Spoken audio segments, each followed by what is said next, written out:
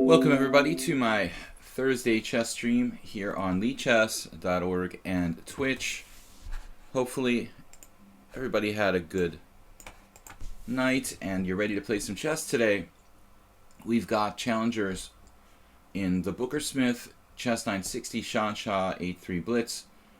Sadist Troll's challenging me to rated 7-5 Chess 960. I forgot to mention yesterday that Sadist Troll should challenge me to casual because everybody else is playing just casual. We kind of stopped the rated games, and I didn't bother to ask Sadist Troll last time to change it, but we should be consistent and play unrated in all games. So although it's been a tradition for Sadist Troll to play rated against me and his score isn't so good, we should be consistent. So Sadist Troll, if you can change the challenge to unrated, or we'll just start playing unrated games next week. It doesn't matter to me.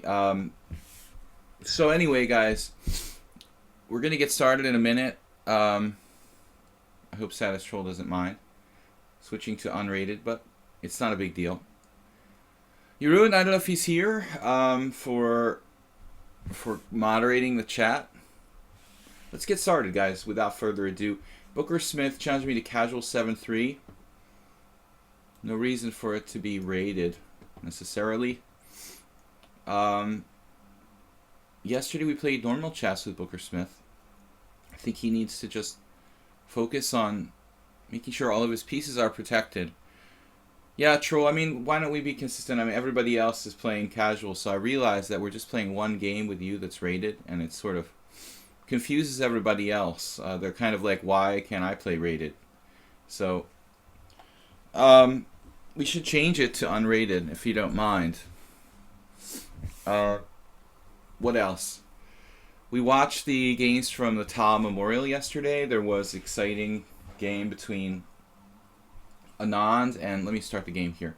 Exciting game between Anand and Mamedyarov, where Mamedyarov sacrificed a piece, but apparently it wasn't quite sound, and Anand played pretty brilliantly to beat him. And this is what I'm talking about Anand. I mean, he's very, very dangerous in tournament format. I mean, despite the fact that he's never really been very successful in matches, he still remains one of the most dangerous tournament players in the world, and can never be underestimated. You can never underestimate him. I mean, that's what happened at the candidates to some degree, and I think Mamedyarov very optimistic yesterday against Anand with his piece sacrifice. It's kind of diss, to Anand, but he smashed Mamedyarov after that. You got all your 960 points. Right. Sadist Troll. Okay. Well, I don't want you to have no points left. D4, D6. I think the problem is, Troll, that it just like confuses other people. Then they're begging, why can't I play rated? It's not about getting points or not getting points. It's just that it's frustrating for the other people. D4, D6. Passive move kind of for black, but I guess it's not bad. You can play like a Philidor type defense here. Maybe not, because how is he going to protect the rook on D8? Silly Turtle, Shansha, Spinal Tap's here. What's up, man? Spinal Tap Chess. I haven't seen you in a little while, a week or so. What's up? You're up. It's late. It's pretty late. So what's the word? You gonna play some chess in Atlantic City? You're not gonna do that? I just can't bring myself to fly. I can't bring myself to fly transatlantic to play in Atlantic City. I've been to Atlantic City too many times for that. What else is new, Mr. Spinal Tap Chess? I honestly thought about going to the millionaire chess tournament in Atlantic City, because there's also like a poker tournament series in Atlantic City right after that, around Halloween. Poker Stars is putting on like a series of tournaments. Atlantic City is just not a place I really am excited to go. So I'm disappointed that Yeah, Maurice decided to move it from Vegas to Atlantic City. Alright, anyway, what else is going on? Reconnecting here. I have internet problems. Seriously? Site update. Okay. You're not playing the Millionaire. Alright, you need a backer. I don't know, man. We'll try to find you a backer here. Bishop c7. Maybe you just don't want to play for other reasons. Non-financial. Bishop to c7. It's though I'm from New Jersey, and it's kind of weird for me to imagine a serious chess tournament in Atlantic City, because I grew up in New Jersey and I have close contact with the Jersey Shore and a lot of history for me there. It's kind of weird to imagine that there's going to be a big chess tournament at the Jersey Shore, and I'm not, considering playing, because it's like I had a very strong historical connection to that area. Stuff at the time, no Booker Smith. It's a site update, and I think they add 15 seconds because of that. So interesting play here. Now I guess I have to take. I'm delaying this, but Booker Smith gets a kind of initiative with this pawn sacrifice. I think pretty creative idea, actually. I have to be a little bit careful. My rook is unprotected, and I wasn't really prepared for this kind of dynamic aggressivity, but what are we going to do here? Ooh, I almost played, oh my god, I almost played f3. F3 just gets mated. I just get made to lose my queen and all my pieces. That's what happens when you're not awake in the morning. It's very, very dangerous. So, first of all, I mean, it's going to be hard to protect this pawn. I have to play, I guess, c3, which I'm not in love with, honestly. So Booker Smith has some compensation, I want to say. And I almost hung my mate and all my pieces. Hung my mate. Too much money. Okay, yeah, okay, we'll find you a backer now. Just kidding. It's, yeah. I'm actually getting some drop frames, which is really weird because my settings are really low on the on broadcasting software. I almost never get drop frames with the speed. That's a little bizarre. I have to keep an eye. If anybody sees any problem with the video, let me know, because it is behaving a bit strangely. So now we have consolidated our extra pawn to some degree, but I think that Booker Smith has played this really well. He's also playing fast. He's got pressure on the e4 pawn, fighting for the open file. Maybe knight f3, just developing a piece here. Man, I don't know. We have to be a little bit careful here. Sheesh. I don't know, man. He's got some serious compensation. Not trying to run me down on time. Well, you're not trying, but you're doing it.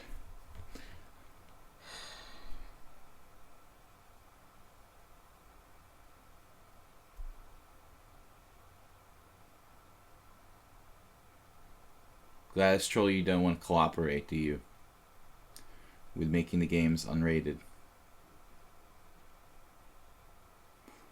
I was hoping you'd be cooperating, but I guess I could ask you the other question.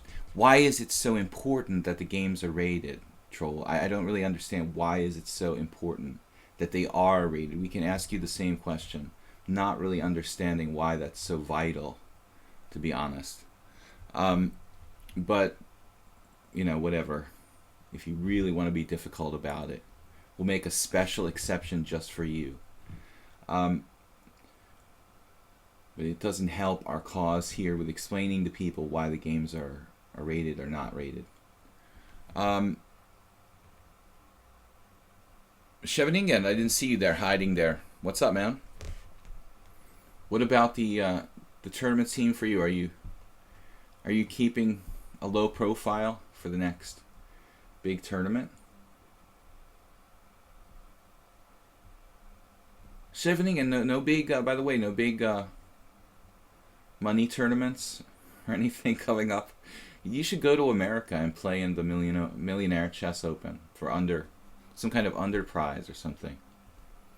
Um, I know they're kind of strict with the foreign players, but it seems like you were so much lower rated than your ability. You still have some room for prize winning. Bishop G4.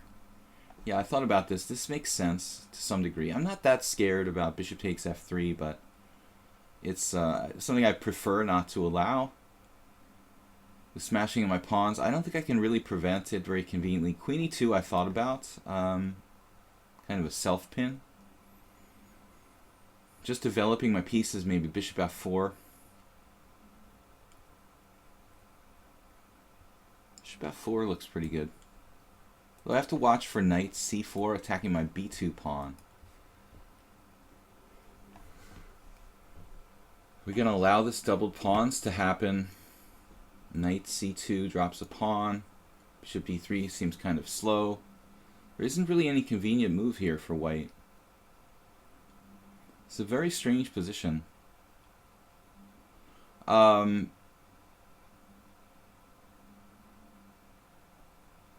b3. Knight b3. We have to play knight b3. Okay, this will bring the knight to the center, allow the bishop to keep the b2 pawn protected. Maybe coordinate the knights. Knight d4, knight c5 ideas. I think this is okay. I'm not so scared about allowing bishop takes f3. On the white squares, I'm not in any grave danger.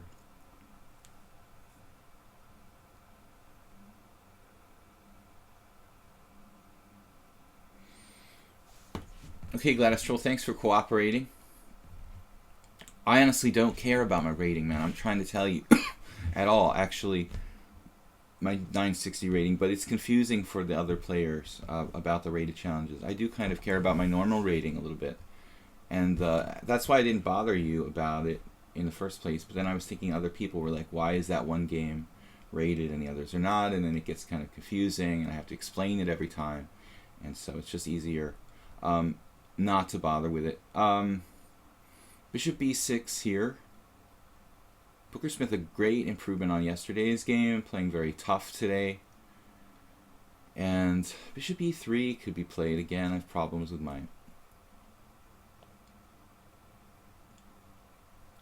with my let's finish the sentence, my b2 pawn. Okay, if I play bishop e3, the knight's always coming to c4, harassing my b2 pawn. I can play knight to d4 maybe. I don't know what I'm going to do if he plays e5 in that instance, back to e2, or maybe knight takes e5, sacrificing the exchange is an interesting option. I don't mind closing off this d file.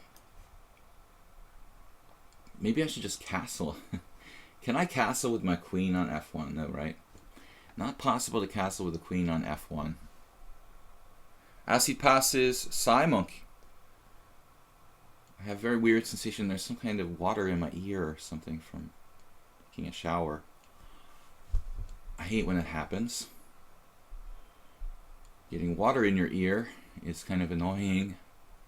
So if you guys see me making weird motions with my ear,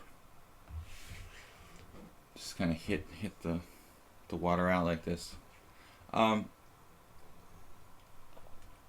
Drink more water. That's the solution. So, knight on b to d4. Anyway, guys, Tau Memorial Tournament, I talked about that. There was a decisive game where Anand won yesterday. Mamadjara, a very aggressive player. There was also this really disgusting game that I like him, but Kramnik with white against Li Chao played the most pathetic variation I've ever seen against the Petrov, and it was really the most uneventful and boring game. I mean, a candidate for one of the most boring games ever played, probably. And I wasn't really sure if anybody else saw this game, Kramnik versus Li Chao. What was going on there? I mean, was Kramnik just like wanting a draw, and Li Chao kind of maybe didn't cooperate? Or it wasn't like one side was better. It was really kind of dead drawn the whole way. But you'd think if Krennic like won a draw, he would get a quicker draw, you know. So it was kind of like a real game, but they didn't really play very hard. Very strange. I mean, it's just that it's the Tal Memorial. You think the guys are gonna be like honoring Tal by playing sharp chess or something, but forget about it. Like Kramnik obviously didn't want to play chess yesterday, so he just played this totally lame, innocuous kind of variation with knight on bd2 in a mainline Petrov that just doesn't do anything. It's strange. I mean, Li Chao's one of the lower rated players in the tournament, and Kramnik has white, so you'd think like this would be the kind of player he'd try to beat, you know, but he just does nothing. He plays e4 too, which is kind of odd because he's been playing a lot of knight f3, g3 type stuff, and Krennic suddenly plays e4 but plays an ultra passive, lame setup against the Petrov. So a bit odd. I couldn't really figure that out, but very disappointing game from both sides. So the one thing, Booker Smith, that you're actually liable, you're kind of vulnerable with is hanging pieces. Late starter chess players tend to make oversights. So, are you a player who's learned the game at a later age? This could be a trouble that you have to kind of correct and constantly guard yourself for. Because you had a good game. You played, I thought, very creatively, sacrificing a pawn. You had some compensation, and now you drop a piece with knight a3 in that position. Knight c4 may have been the mistake, actually. You don't need to do that. I mean, knight's on a pretty good square here, so concentrate on the rest of your development somehow. But I thought you played pretty well until that point, and I had to be very careful. Played f5 now. Whew, f5 now. f5 is crazy. Alright. Chevening, it's hard to say. My guess is Krannik's experimenting a lot with e4 recently, so he may not be up to date. Hasn't played e4 for years, so he might choose safe lines. Yeah, but I mean, it's kind of weird when you think about it, man, because Krannik plays the Petrov too. I mean, he knows a lot of theory. I mean, it's just totally gross, this thing he did with knight on bd2. It's like a joke, practically, you know. If I was organizing a tournament and this game was played, I'd have a talk with him and I'd say, look, man, you know, I'm paying you to play in this tournament. This is not a real game. It's not even close to a real game. So at least make it look like a real game. If you feel like you're tired and you want to draw or something, you know, okay, try to make it look at least like presentable. What I would say, you know, it's like, but then they played like 50 moves or something, you know, in this totally boring endgame that was really never at any point did someone have a serious advantage.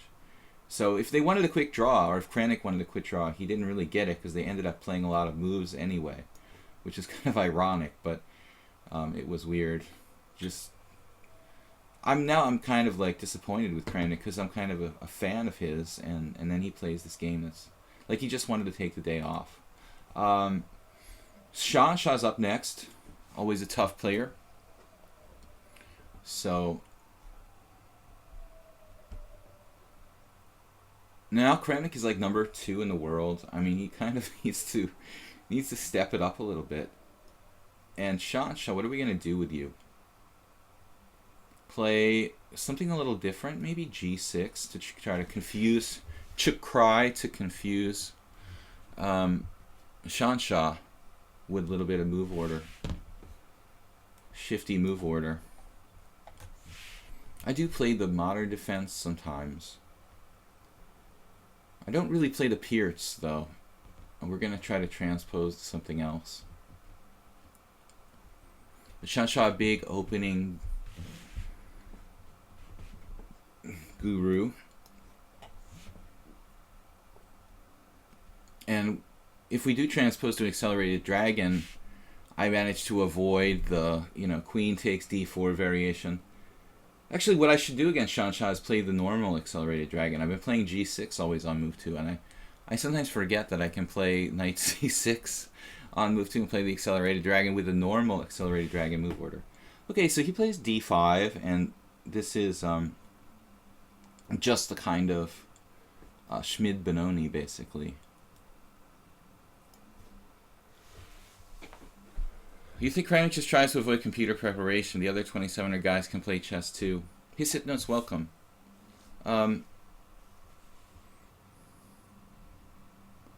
Yeah, but I mean, this variation in particular, did you see this? This is like, it equates to playing like the white side of the exchange French or something. Like a passive variation of the exchange French, where it's just, you're just trading pieces with a symmetrical position. And I mean, you can't really outplay people from that position. There needs to be a little, there has to be a little bit of like dynamism of some kind, or imbalance. I mean, he's probably not ever going to beat Li Chao with that. You got the feeling he just wanted the day off, basically wanted a rest day or something. I don't know. Other games, though, Giri won, right? Against Gelfand. That was a really cool game, actually. Got to give props to Giri because everybody makes fun of him, the draw master and everything. I never bought into that whole thing. You gotta like a guy who doesn't lose very often, but he, he kind of creatively beat Gelfand with black, which is not easy to do. So that was definitely the best game of round. This was round 2, right? I mean, Mamadjaro just sort of impaled himself on his own sacrifice, and Anand had to play well, but credit for Giri because he played kind of creatively. Wow, F4 from Shansha here. For whatever reason, I mean, you don't often see F4 in this position. Maybe because the knight's not out on F6 already. So you don't have the same kind of threats that you often get in like the normal 4 pawns attack of the Benoni, of the modern Benoni, you know. So what are we gonna do here? I mean, E6 really makes sense. E6.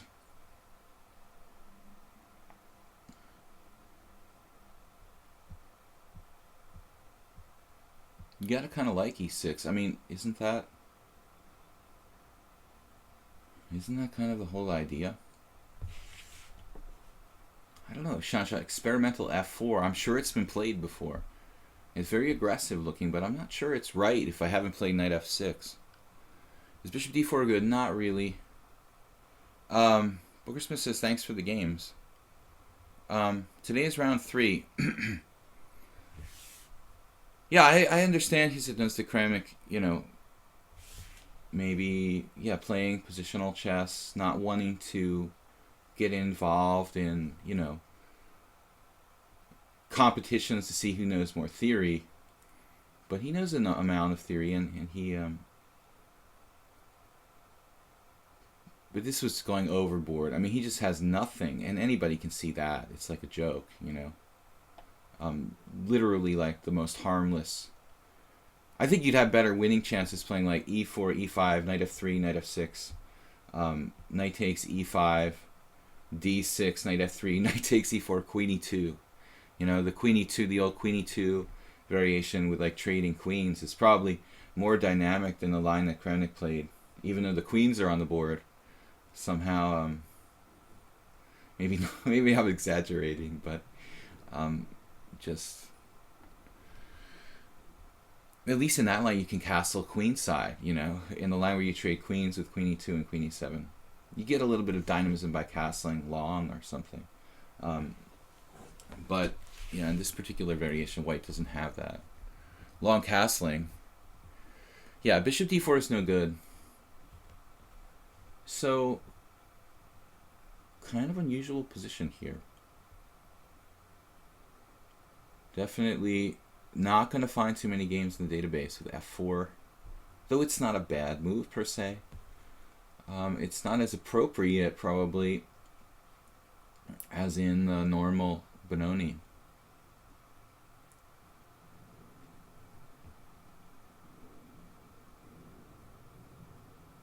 I mean, trading pieces should basically favor black, more or less. He plays bishop c4. Not trading pieces, of course.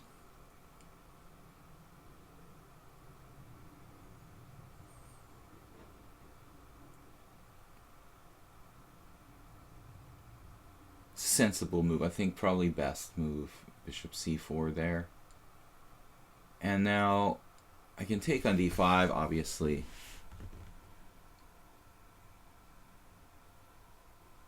If I take on d5, white has queen takes d5, which is kind of difficult for me to meet.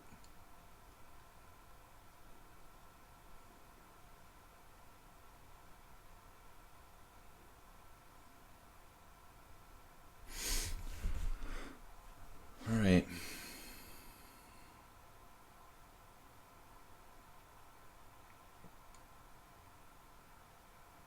Super weird variation. Bishop takes c3 check and b5. I don't think that's good. Although it's not out of the realm of possibility. Bishop takes c3, b takes c, e takes d. Now b5. Trying to kill his bishops, kind of. It's not looking real positionally dubious for black. Really need to either take on d5 or let him take on e6 here. If I play knight f6, for example, might be okay. Knight f6. Walking into that e5 type idea. e5, knight takes d5, knight takes d5, pawn takes d5, queen takes d5. Again, I'm kind of forked, but I might have some counterplay and some variations. Maybe if he plays e5, I would take first on e5. Knight e7 also might be safer.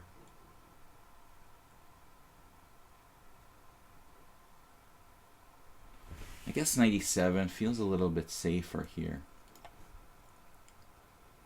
There's also this idea to come back to c8 to defend e6 in some variations.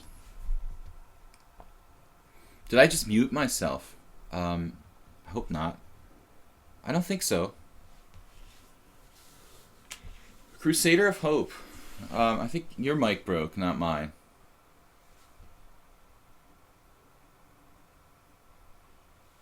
Yeah, I can see my sound here. It looks okay.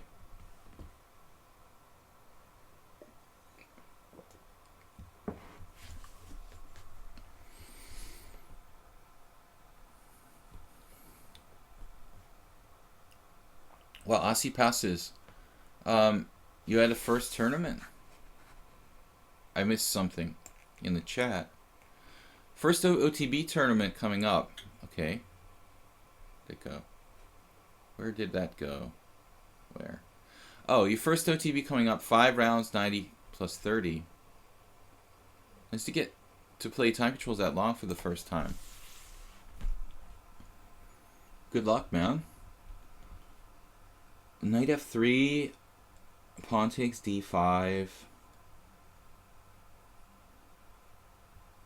think I should take now.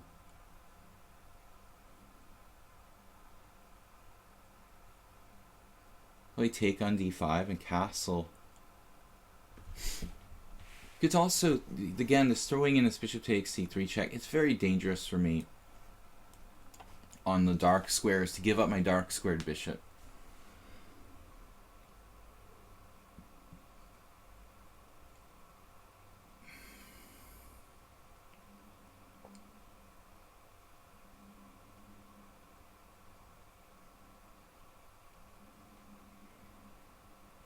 Obviously is a valuable piece to some degree, both offensively and defensively.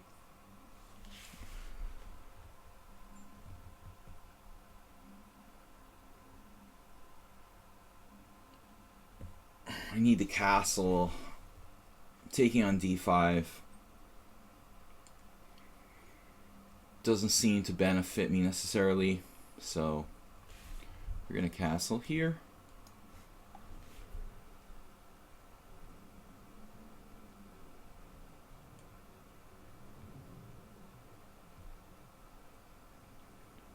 If he trades on e7, then he has to worry about his e4 pawn. So this e4 pawn is a little bit tender, and the d6 pawn obviously always a target along the d file. Those are kind of key to the position. Now, at this point, I mean, I can play either knight takes knight or knight c6, just developing a piece.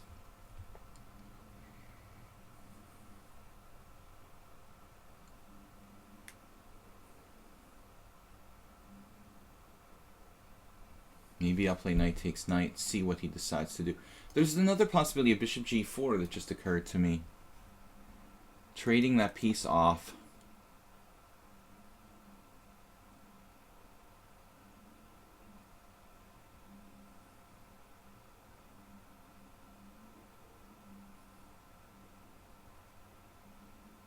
Bishop's not doing a whole lot on d7, you have to admit.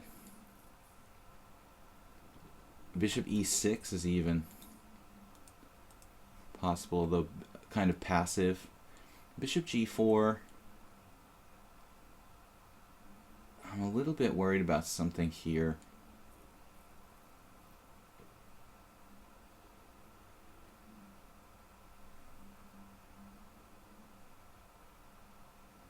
Maybe I'll just develop.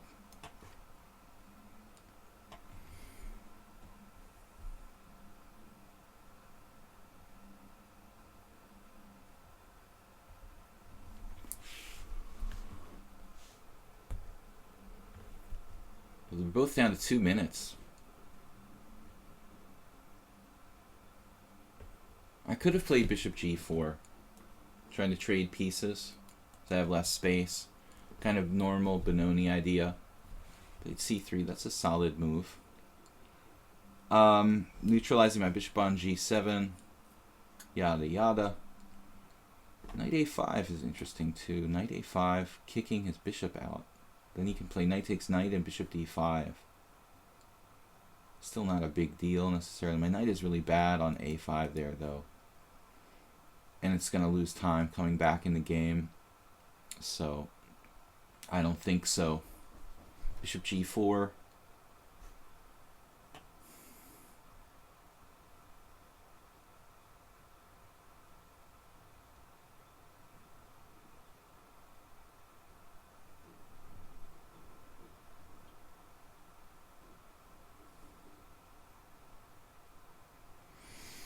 We're getting in time pressure now.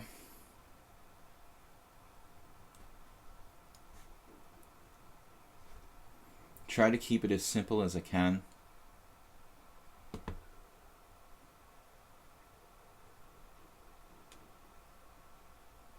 Wait slightly better.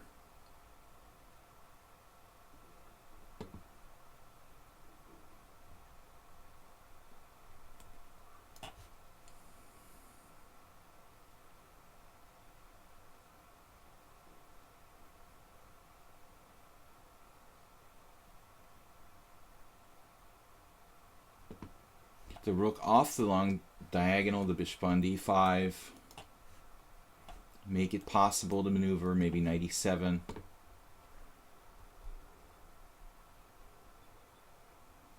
I guess I could have played bishop e6, but it felt kind of not so constructive. Rook b8 somehow more like developing a piece here. But white is standing better. I'm suffering a little bit here. Really, I don't have any great counterplay. He has this kind of nagging advantage on the central file, so f5, I'm taking it, man. I'm just taking. There's no question. It's a speculative sacrifice. I've got to take this. Can't let him just like... I can't let him... How to say... Queen c8 is interesting, too. Queen c8. So kind of overprotect f5. I was going to play queen b6, but I'm not sure what it really does there. And queen c8 here now, he's on knight h4. So in the end, it didn't matter. Maybe it does matter, though. King h8, I suppose. I have to be able to move my f-pawn in emergencies. This knight has to go.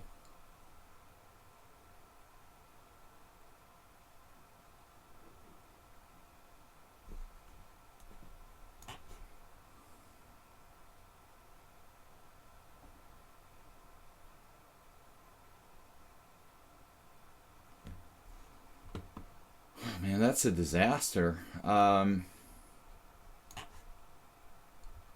Dropping a pawn here.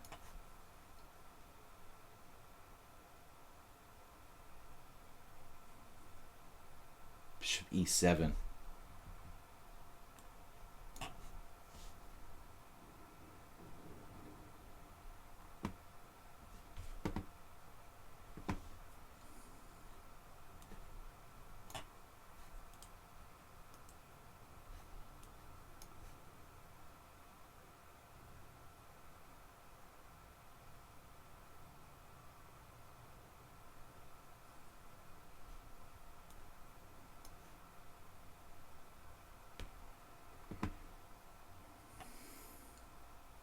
So we're only down one pawn. I mean, it feels like I'm down 10 pawns, honestly. I feel like I lost 10.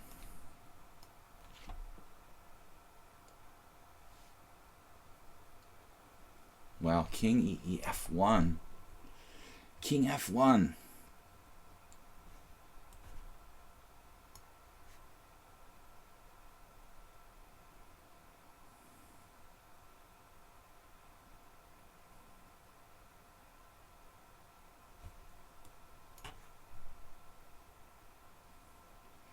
Problem is I can't really afford to lose any more pawns.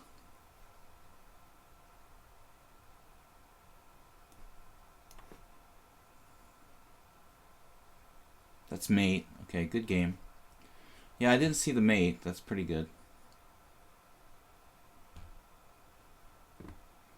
Nice game, man. Impressive. It's totally controlled the whole time. F5 and knight h4, that's a fantastic idea. Did not see this. I mean, maybe I'm holding on, but F5 sacrifice and then knight h4. But maybe you kind of bluffed me. I mean, maybe I could just take on e4. If I just take on e4 there. Analysis board. It looks a little bit like a bluff. No, it says it's just winning for white. Okay. F takes e4. Huge positional sacrifice. Wow. Multiple pawn positional sacrifice. Nice. Wow, white has a massive advantage. Nice game, man. WGM Alexandra 8-3. So we're going to play d4.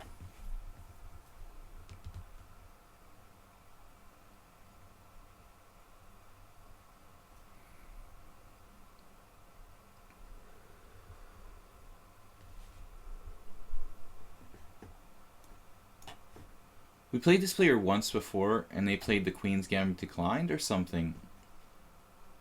I mean, I played it once before in a d4 type position. I think it was Queen's Gambit declined. But we had a kind of advantage in the opening, which we didn't capitalize on. Now the Bogo Indian. Yeah, I'm not really happy with the white side of the Bogo Indian. It's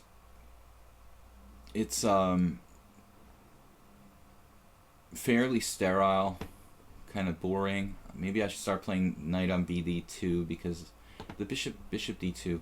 Here black's trading on d2. Kind of a rare line, but it's played by some players, strong players. Occasionally play bishop takes, d2 check.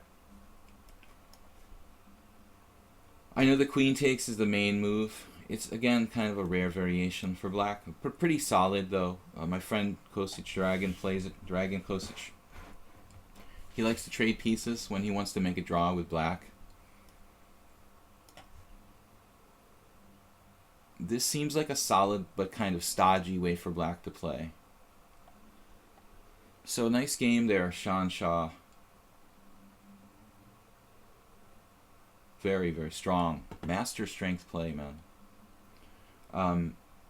Not easy to find such a sacrifice. F5 followed by knight h4. I mean, in a tournament game, sure, but you found it with like 2 minutes on the clock. That's pretty deep, man. Not really a typical maneuver in the Benoni. I can't recall the last time I saw can't recall the last time I saw that kind of sort of knight h4, knight f5 type of follow-up idea. This is really impressive. Totally missed knight h4. Thought I was just okay there, but apparently not. Apparently the sacrifice just gives white a massive advantage. There's nothing I could do. I'm not sure I made any really clear mistakes, but maybe the opening just not really good. f5, yeah. Booker Smith says you donated. Great, man. When I start grad school in January, I'll contact you about training. You get back to the U.S. very often. I'm in the U.S. in July and August, usually. Rook d8. This is standard. I think this is theory here. Such a boring variation, though. I never really looked at this too much.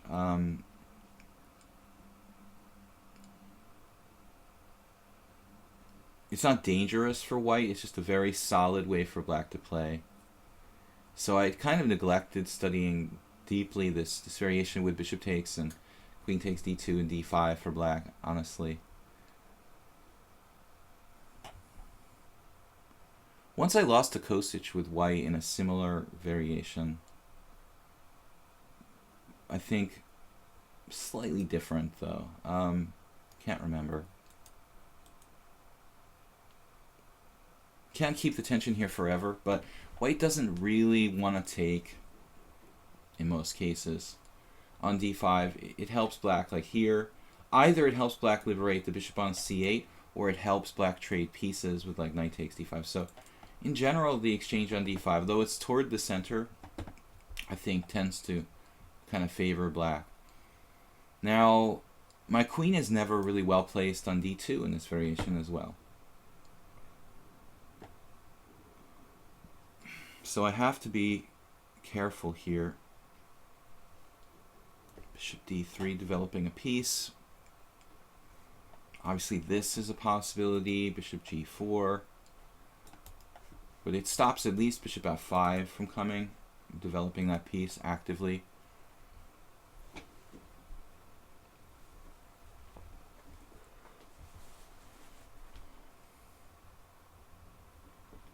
Do the people decide which way chess is played at the highest level? Yeah, I mean, you're talking about the people. Yeah, sponsors of various tournaments have a say in the kind of formats the tournament, you know, they're going to sponsor or whatever. I was talking about last stream or before last stream, I was talking about how I, you know, wish that the World Championship was not, you know, a tournament qualifier, that it was, you know, matches to determine the qualifiers. Matches seem like a more fair way of, actually more scientific, shall we say, a more accurate way of determining the stronger player. The bigger the tournament, the more players are in a tournament, the more random I think the result is going to tend to be. And so I think the old school matches, but people don't like matches because they take a long time to play, and I think time, making the tournaments faster and faster is one of the priorities with modern chess tournaments, it seems. But that's overrated. There's always been, in the last 25 years, there's always been this constant talk about we have to make the games faster so that the public will watch on TV, or, you know, and it never really makes a difference, I don't think. ESPN is probably not going to be broadcasting chess tournaments. Of course, now the whole world is different. Mostly talking about watching online versus television, as it was like 20 years ago. But it's the same principle. I mean, are people going to be more interested if it's a faster paced game? Yes, probably, to some degree. So some tournaments I could see making them fast, but if you really want to determine who the world champion is, I think you need to be willing to play a longer type of tournament or matches. By the way, on Tuesday you mentioned all your old score sheets being in some cardboard box. Basically, I was looking for them. They're in the United States for the most part. looking for them. And yeah, a lot of them are missing. Like, I was not sure, somewhere in my basement, or in a closet. I don't know, And then there's tons of games. I played like 2,000 tournament games, and there's sometimes I want to find one, and I just can't do it. One day I'm gonna probably put them all together. But this summer I was looking for them, couldn't find it. I was like, I'm sure I can find it. No. So c5, that's an aggressive move. If I take on c5, black gets active pieces. And if I don't take on c5, what do I do, basically?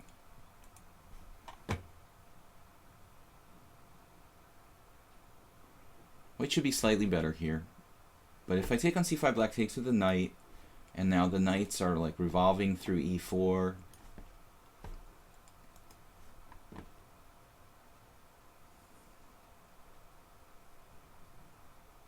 Black has great control of e4 in that position.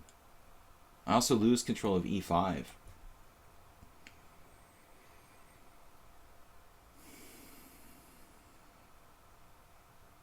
Tough position. Good move, c5. Thinking outside the box. A lot of players be afraid to create an isolated pawn in your position, but I think that's quite a reasonable move here. Maybe I can play like bishop f5.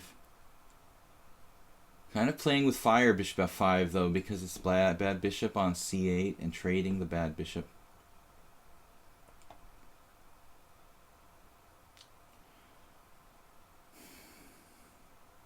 What would Kramnik do? Kramnik would be, I think, very, very good for this kind of position.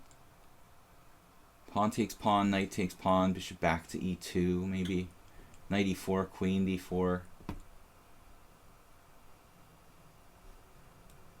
At least I have a concept here where black has this isolated pawn, and I can play against the isolated pawn. The other possibility is knight d4. Probably the safest. I don't mind giving up the bishop for knight. This is known since 100 years ago, this kind of principle. Maybe Floor and a lot of good positional players played such games where they isolate the pawn. I think there's a game like Floor Capablanca, maybe, where Floor couldn't win. I might be confusing it with a different game, but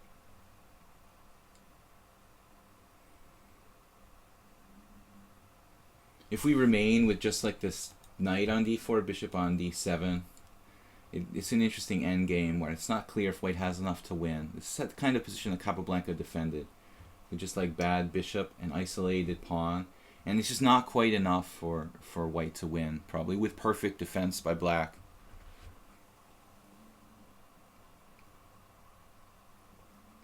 Machine learning is a research interest of Booker Smith.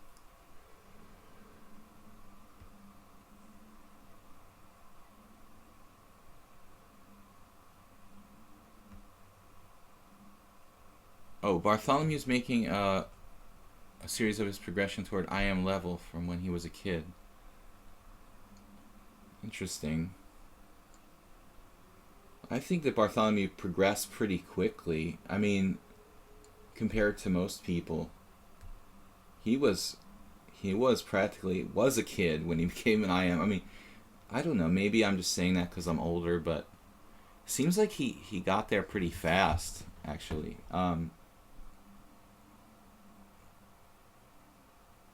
G6. What is our plan here? I guess we can play f3 to go fully Floor style, taking away the e4 square from black.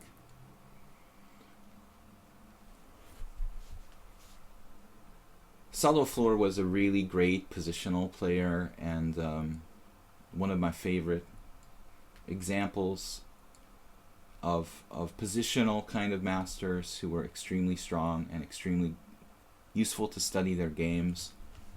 So f3 taking away the e4 square. Black could have played knight e4. Probably I trade twice on e4. Black could even take back with the pawn and correct his or her pawn structure. And the resulting position with a strong knight on d4 and the bad bishop, somewhat bad bishop, probably not that big a deal. Black could worry a little bit about the c file. But now things are different. I mean, black can't just stick a knight on e4. Black will have to play a little more complicated type of position. So I don't know. Maybe had black played knight e4, I would kind of been forced to take it off, I think. So I wouldn't fear going to that kind of position for black.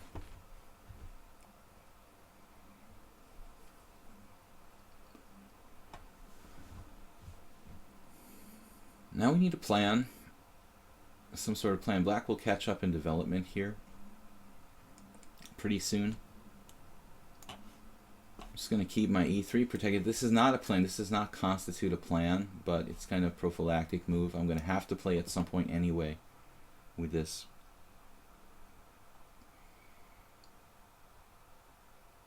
Thinking, how can I maybe put pressure on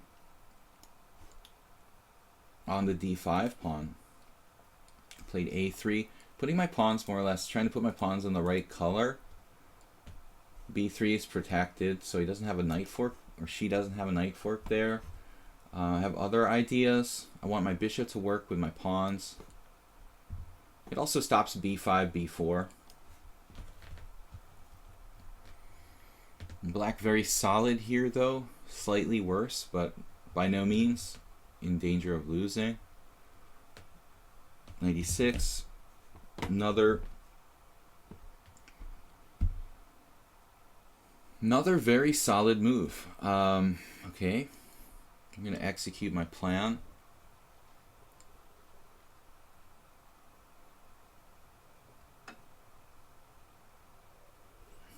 This is the idea. Pressure on d5, keep black tied down to this pawn on d5.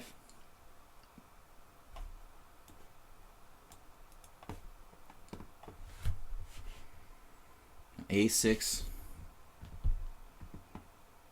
That's good for me. I mean, putting more pawns on the white squares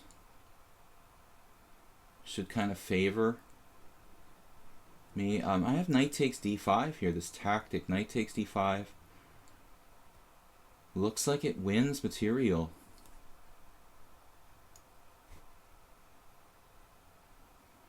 Black's rook on d8 is overloaded. It's trying to defend d5 and defend c8 at the same time.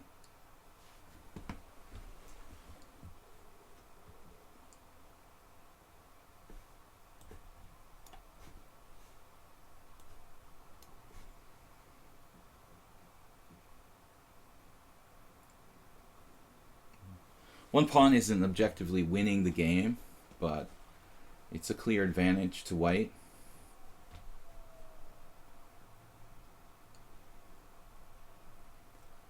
Very interesting moment here now. Do I take with the pawn or with the piece? If I take with the queen, keep my pawn structure fluid, but I also... Is there any real disadvantage of this move? Queen takes? Or I can create my passed pawn here, if you like.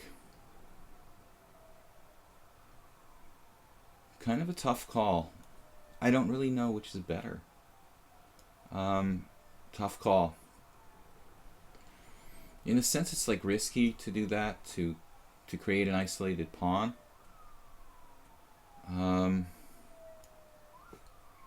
Everything's protected.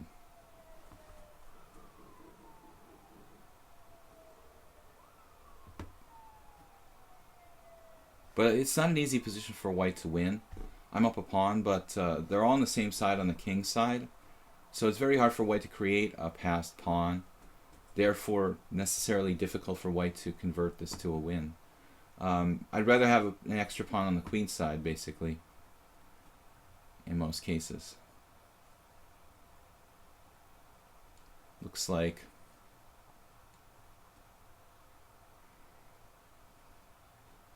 e4, I don't know.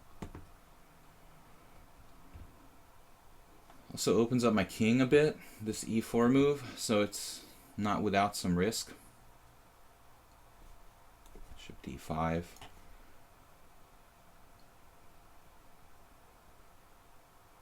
Rook c2, very combative move.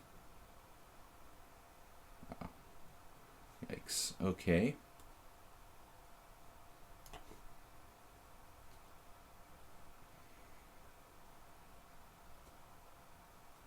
Yeah, rook c2 much more aggressive than like trading rooks with rook check.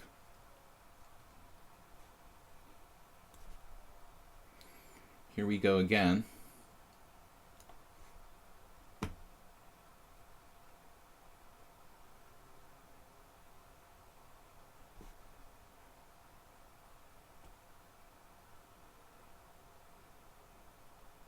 Don't really know how to make progress here.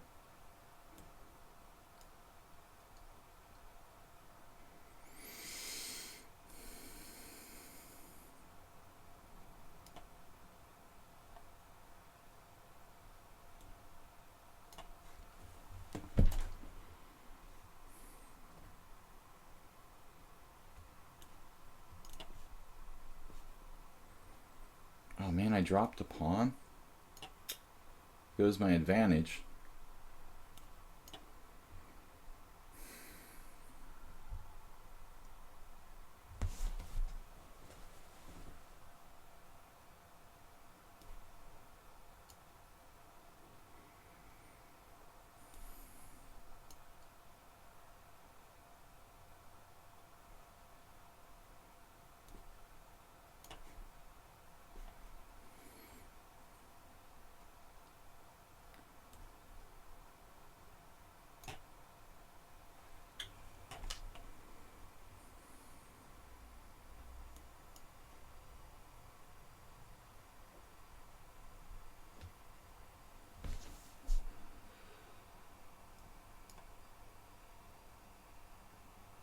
So the first priority is king position.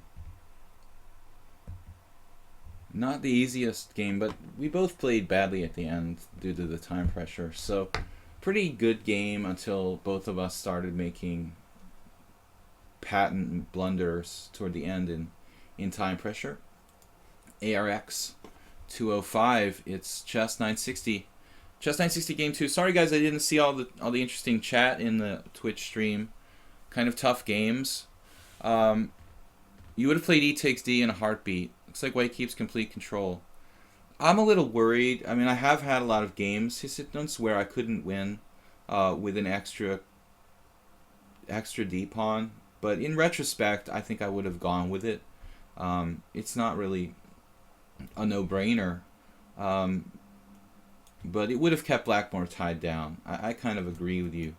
I wanted to keep a better pawn structure, but it wasn't really a great situation because anytime I try to take a file, black just sets up on the other file. Like if I take the d file, she was on the c file. If I go to the c file, black's on the d file. So it might have been just better. I think that you're probably right. You know, it was a tough decision.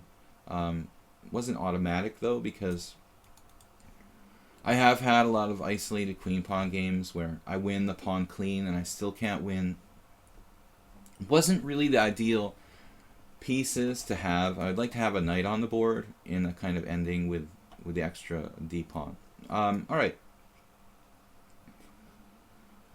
Sort of reasonable starting position here. Sorry to take so long. Just kind of have to get acclimated to what's going on. Sort of reasonable opening position here. Chess 960, I get the feeling it's a game that develops more slowly. Basically, Hisitnos was talking about the last game, my decision to capture on d5 with the pawn or to keep the structure as it was, like I did. And I think that's a really, really important moment in that game because I would have kept black kind of more tied up, I think, if I had taken the isolated extra pawn on the d file.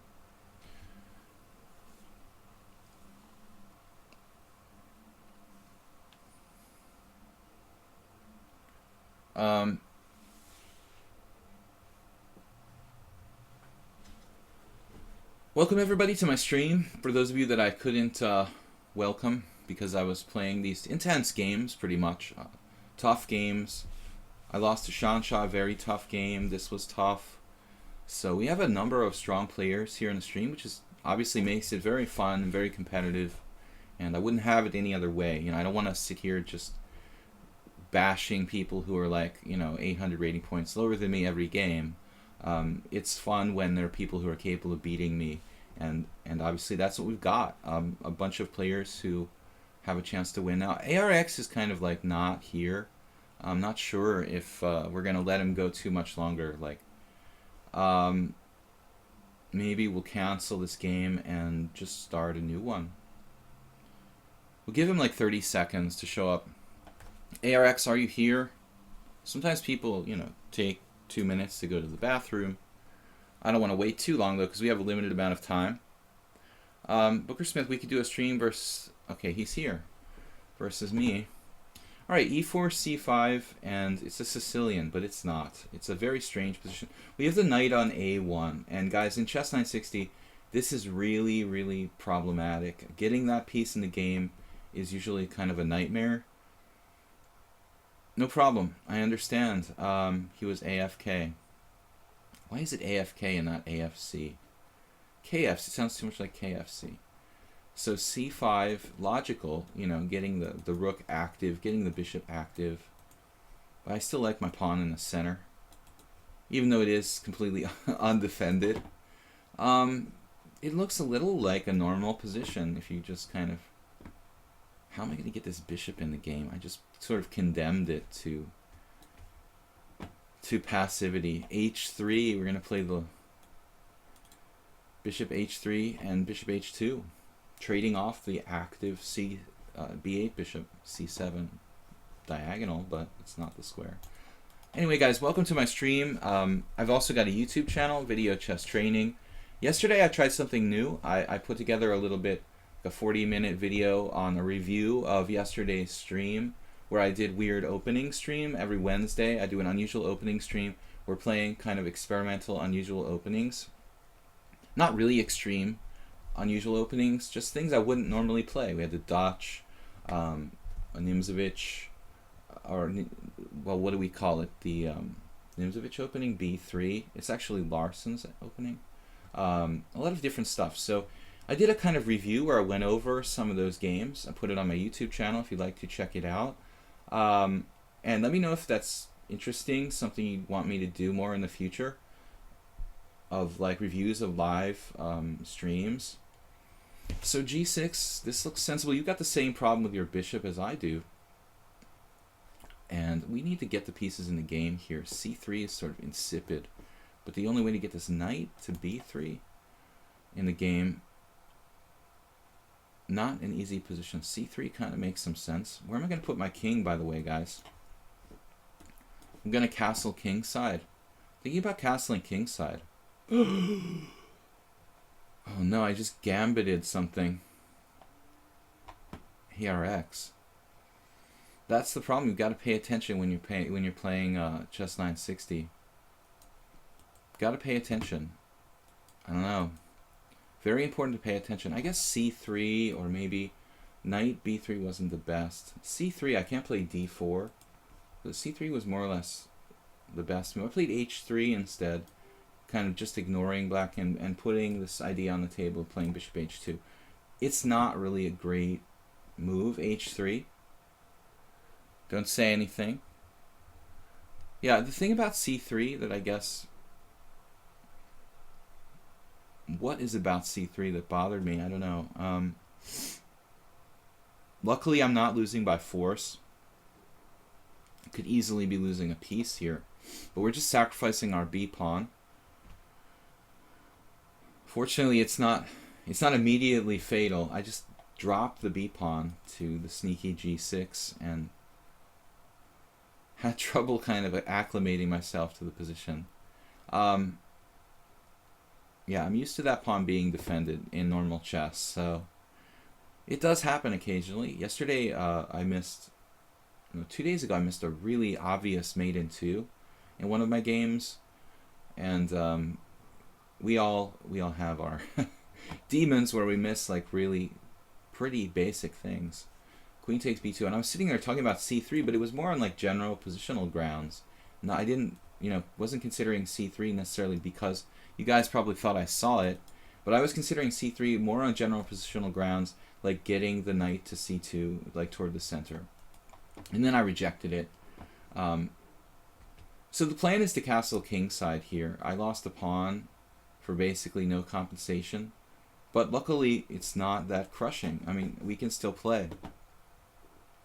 Many times you drop a pawn in chess 960 like that and the whole position just falls apart, but I'm lucky here that it's not good, but I mean, I don't have to resign. The Paschall Gambit, it's not good, man. But the B pawn, B pawns are poison pawns, right? This is the poison pawn in chess 960. It doesn't look very poisonous.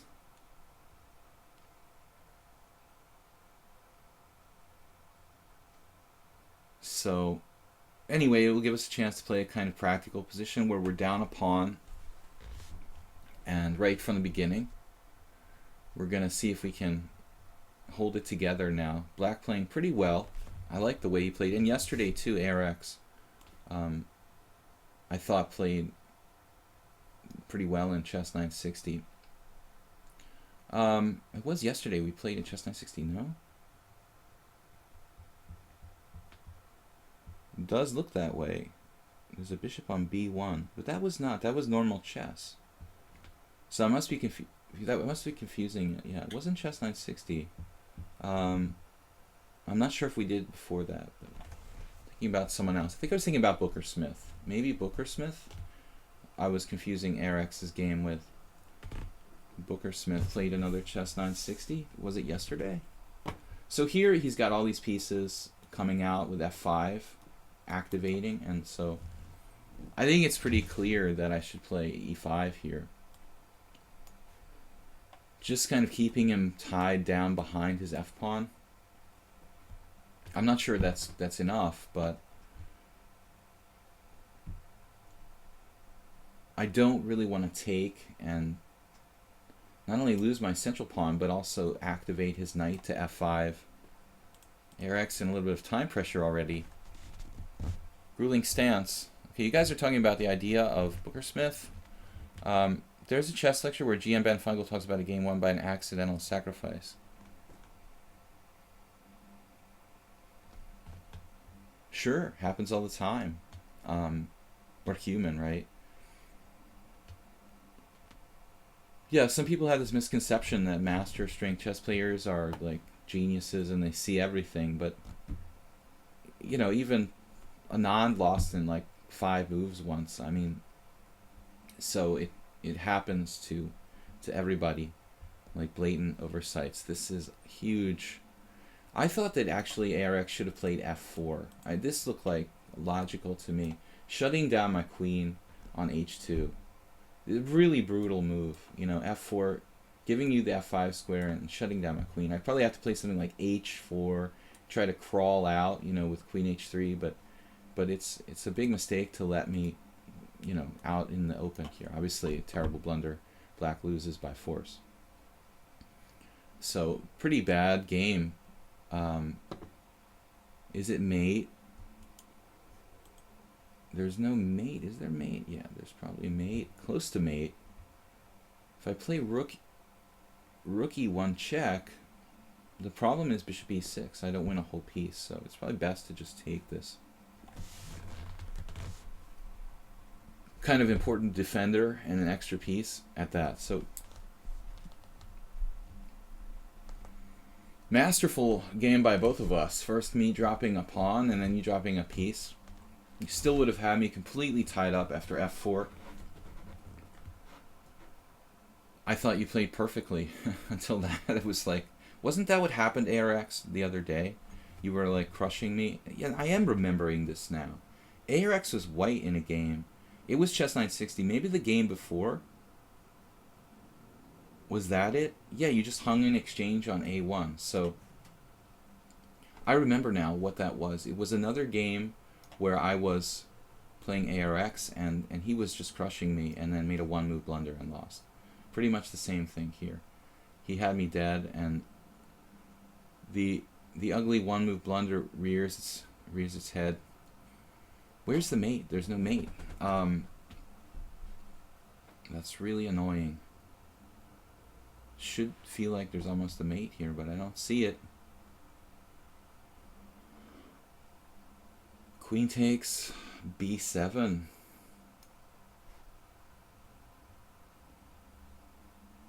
Definitely an awkward position for black. But queen d6, king f7. I could have played rook e7 check, king g8, but I didn't see how I'm making progress after that.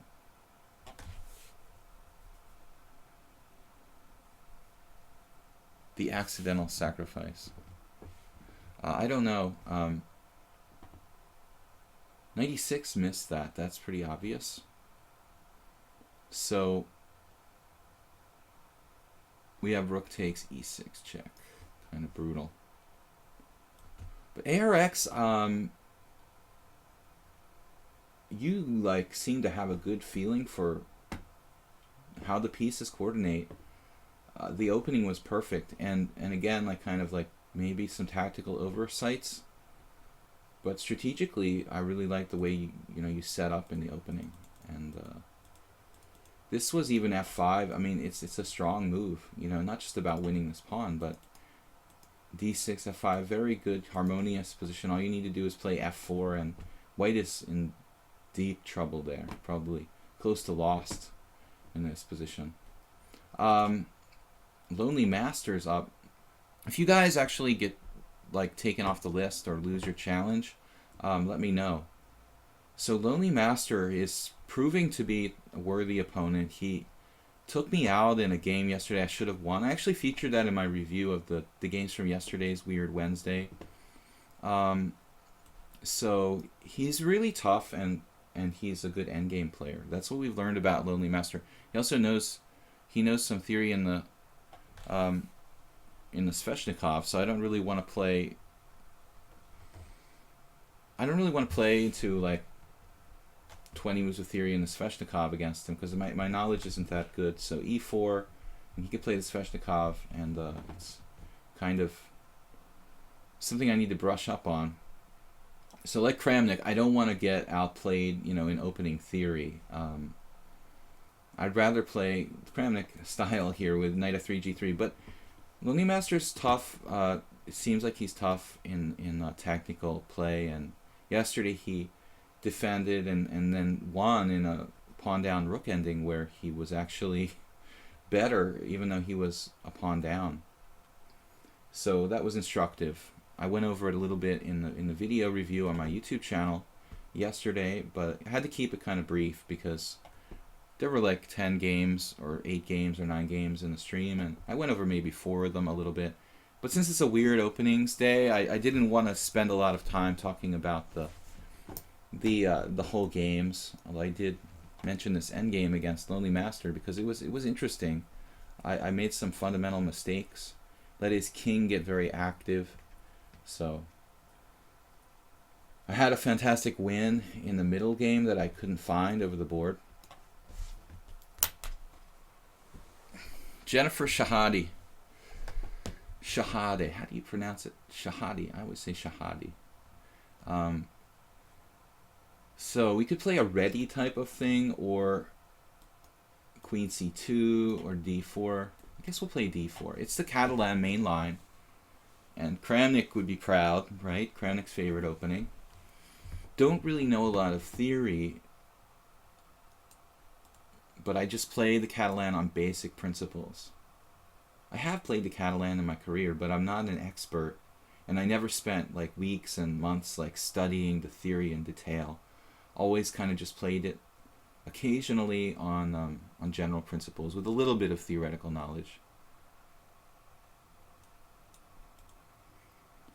And I mentioned my YouTube channel, Video Chess Training, on YouTube, and I also wanted to thank anybody who donated via PayPal. That's awesome. we do appreciate even like $5 donation can make a big difference keeping me in business, and I want to continue to do this full time. D takes C is the main line, and here's an interesting moment. Like, let me see, Queen C2, A6 is the main line. The only other thing that white can do, I guess, is like knight A3, kind of a gambit variation. I'm not really up on that.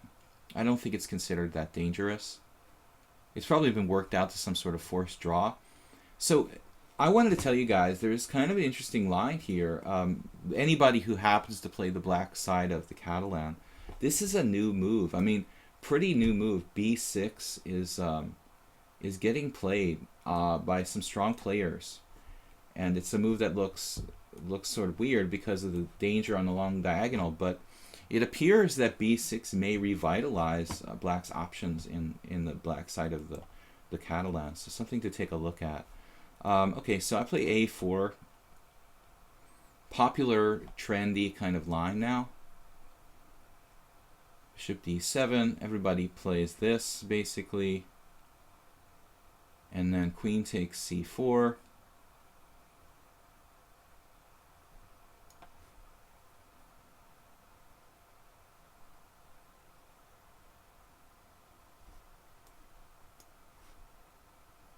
But Lonely Master seems prepared. He quickly played the main recommendation, bishop d7.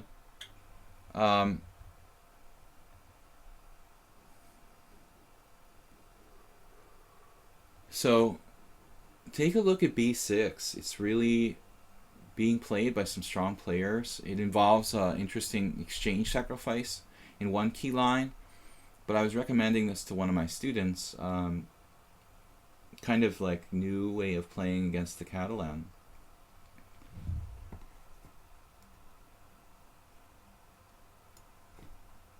This variation, years ago, like a4 was rarely played. It was considered kind of like a unimportant side variation, but it seems to be kind of almost superseding the main lines because they're really worked out after queen c2, queen takes c4, b5. It seems that black has pretty good chances. B5 now, Lonely Master. I understand that makes sense tactically, but I don't recall seeing b5 played. I kind of feel like there must be something wrong with that move. Although I trust you. I mean, it's your theoretical knowledge may be better than mine. Looks like we're having some stream issues here. Let me know if the video's okay. So b5, I can see that I can't take because you win a rook here, but there are some ramifications of b5. I mean, it does weaken black's position kind of long term, so I don't have a lot of places to go. Queen b3, queen a2, or queen d3. Queen d3 in the center, and then b4. And then I suppose something like knight b1. I could also go to b3, queen b3, or queen d3. Queen a2 I think we can rule out as a serious move. I'm not sure which one is best.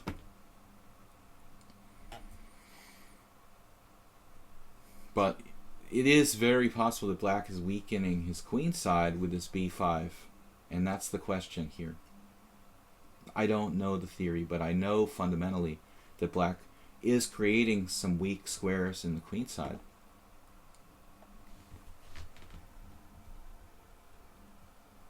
I don't know. It's kind of important where to put the queen. Probably I had a Catalan the other week, and not a stream game, like an off-stream game, I think. And then looking it up afterwards, Robert Hubner knew you're supposed to put the queen on b3, and I put the queen on d3, and queen c2 was possible. So these positions are very, very specific. Like, you have to analyze it like a Hubner, basically, to know exactly like where you're supposed to put the queen in every exact position. It makes a big difference. So the queen on d3 is more prone to attack, but it's also like securing the d4 pawn in the center. So it's a tough decision usually. That was a totally different position I'm talking about. Totally different, but relatively similar. Soroche, how are you today, man? The Red Sox clinched the... Talking about baseball. The Red Sox clinched the American League East, so I'm celebrating that a little bit. Sometimes people ask me what my interests are outside of chess, and baseball is one of them. Getting to be that time of year. World Series is coming up. Let's see. Of course, the European people, you guys don't. Well, Jeroen is a kind of baseball fan. Knight b1. I guess we're going to b1. Here in Hungary is definitely not the baseball center of the world. I don't think they even have like an international baseball team.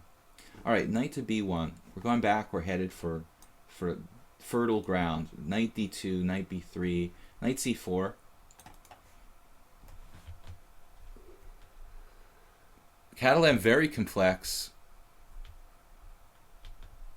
Hissignon says 20 pages of analysis to compare queen b3 and queen d3. That sounds like Hubner. Yeah, he liked to do 20-page analysis of one game. There was a funny joke about Hubner that Larry Christensen told me once.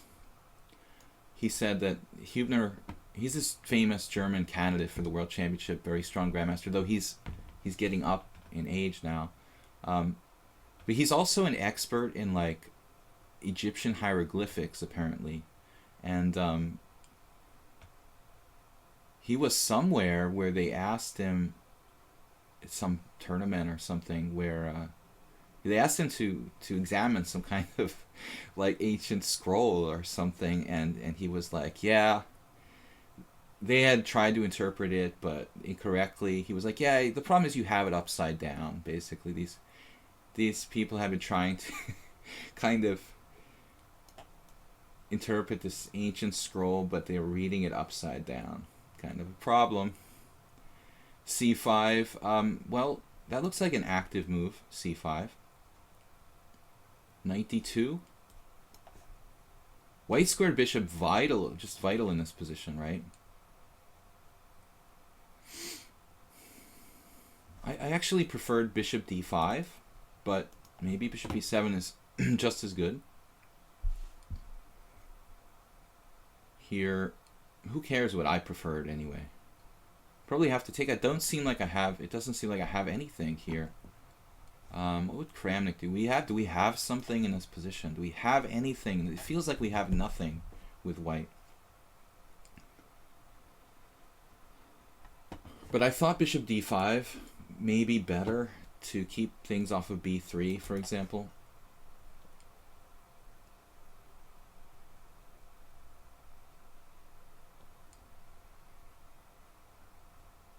Still, it doesn't appear white has any advantage.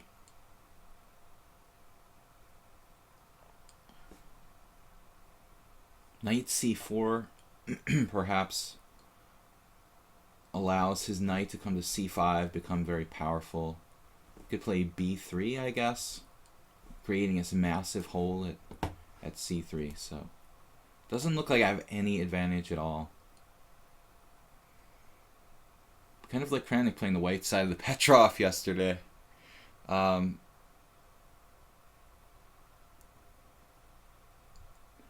takes c5. Yeah, this is where you like offer a draw. We don't know too much about Lily Master. It's maybe mentioned in its notes that it's a FIDE 2300 player. Knight takes c5. This is just totally lame for white.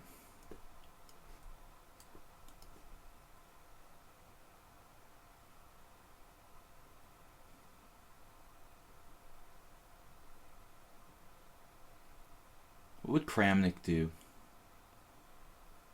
He'd say, oh, the b3 square is a weakness and the pawn on b4, maybe we can do something. Try to play an active move here. Bishop g5. This piece is a huge problem. And I don't want to play b3 and create a massive weakness that black could put a knight on c3 or something like that. One thing you can do in the Catalan positions like this is probably trade off the white squared bishops and try to reach some kind of ending where Kramnik is better with white, you know, in some kind of technical situation. Maybe the pawn is stuck on a dark square on b4 and white can keep some kind of minuscule advantage.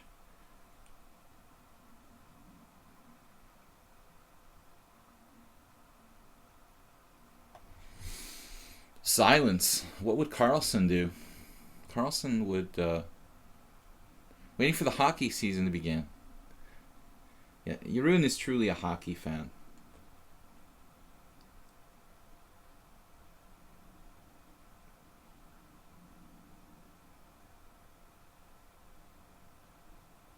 So I feel like white's okay, but it's a kind of passive opening. I wasn't real thrilled with this. Bishop e7. An ultra solid type of move.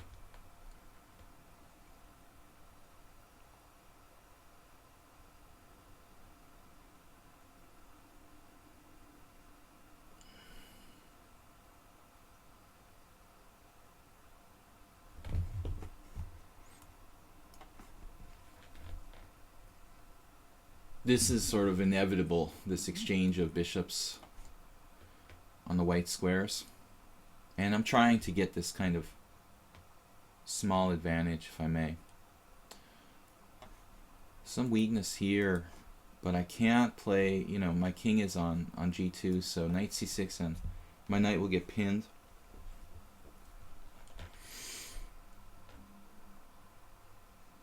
Maybe bishop takes f6.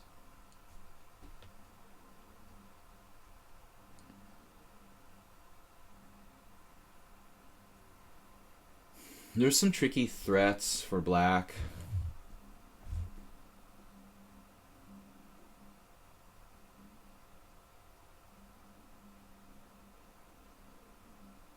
I could play queen b3 maybe.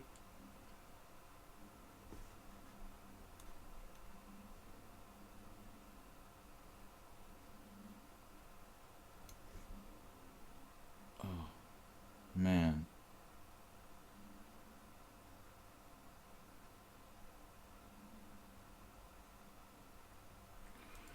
I just dropped a piece. He gave me a take back. Didn't see this queen b8 threatening knight takes e5. Very generous take back offer from Lonely Master. That's embarrassing. Second crazy blunder today.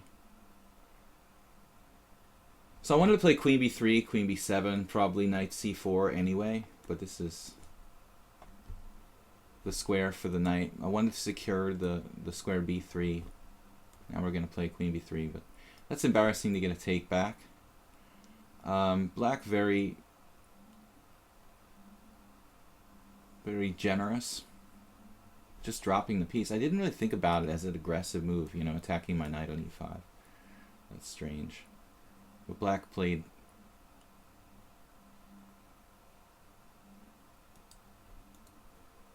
correctly here. It's maybe some kind of infinitesimal advantage for white, but I don't really have much confidence in this position, honestly. Bishop takes f6, try to trade and play this good knight versus bad bishop type position. E4, rook d1. The f3 and e4. Man, he's got everything. Maybe I should have played b3. I didn't really think about it, but b3 is better.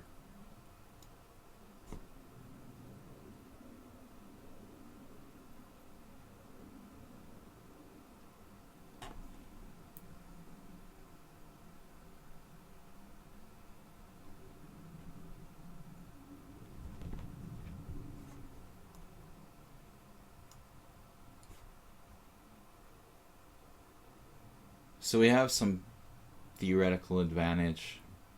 It shouldn't probably be enough for white to win this game, though. Rook takes rook. I don't know. I can play e4, actually.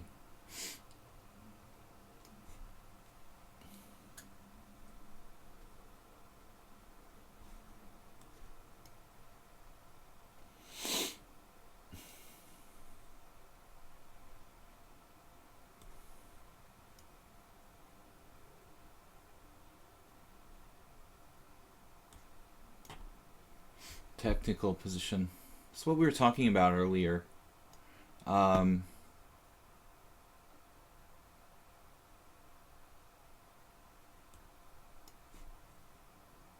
Maybe I should have played queen d6 there.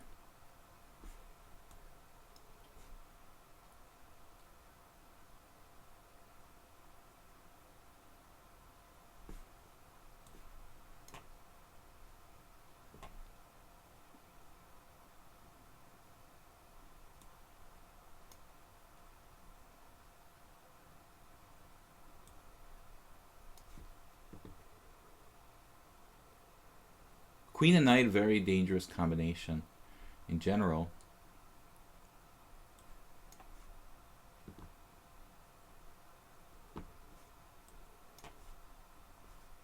He's going to hide his king on h7. Still not easy for me to make progress, but this is probably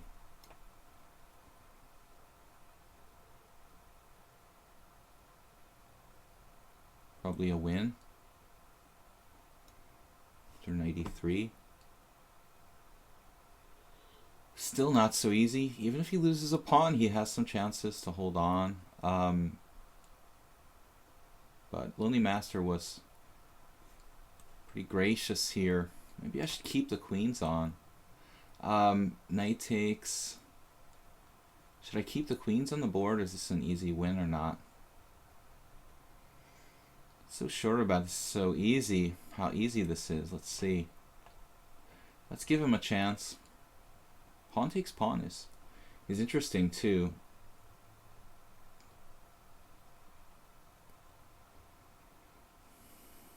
If I played pawn takes pawn,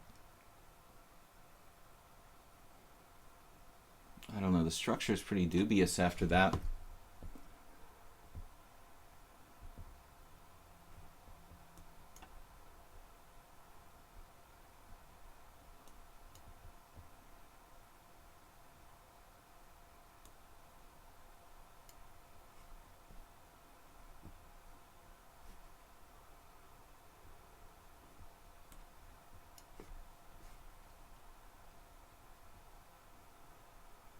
We can hit the a6 pawn, maybe.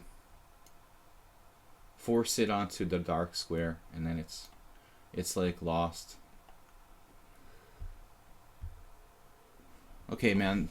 Thank you for the take back. I feel kind of guilty. Nobody offers me take backs normally, so Lonely Master with the very generous offer there. Okay, Asid passes 5-5. We have. Oh, this is chess 960. Okay, I wasn't gonna play. We can play one more. I'll let it go. Normally I'm doing just like 2 chess 960s, but anyway, it's okay. I'm not gonna like. I should have checked it earlier. If I didn't want to play, I should have told you before.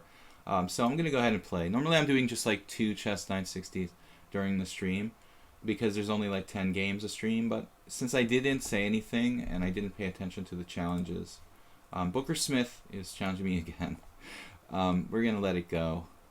So this is actually a really good position. It's very close to normal chess. Bishop on h8, bishop on c8. The queen might be a little difficult to get in the game. The knights look good. So I like this starting position. This looks like very, very close to a real chess game.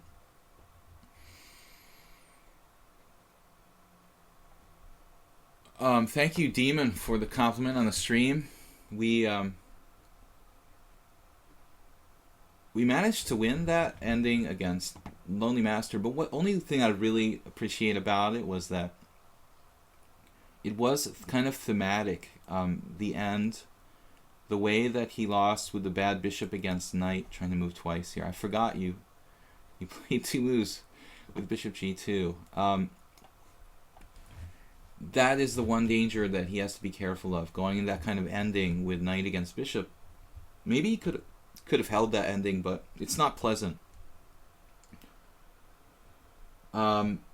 So black has to kind of keep the pieces on the board before that happens, and stay active with more pieces on the board. Opening, I was really unsure about. This looks like a Pierce reversed. Something very close to normal chess. Just my queen is marooned. Probably got to play a5 and maybe something like queen a7 or queen a6.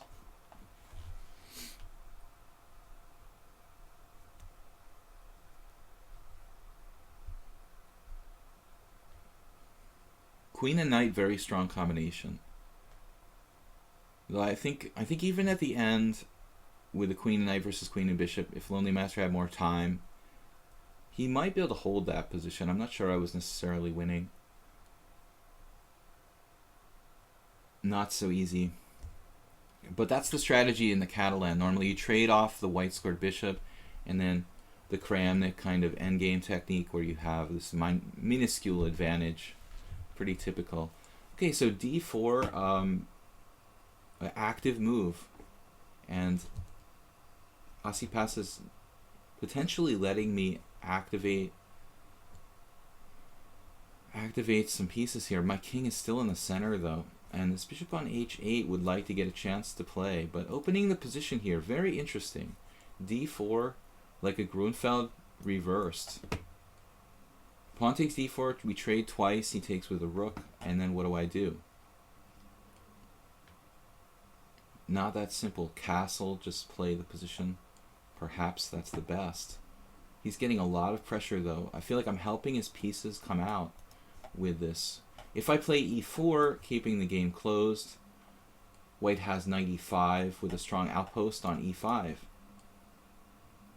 So it's not really a pleasant situation. He also has bishop g5 sometimes, pinning my knight to the rook on d8. This looks like a really strong plan. So I don't honestly think I'm very fond of either of black's possibilities here, pushing or taking. I'm not sure which is the lesser of the evils in this situation. That pin with bishop g5 is particularly annoying. You take on d4. I feel like I'm bringing his pieces to life. If I play e4, knight e5, he can follow up with either c4 or f3, kind of tearing at my pawn structure. I don't like this position a whole lot, actually. It looks like white is playing strongly with d4. Okay, so damage control time. Maybe gotta get developed. Let's take this.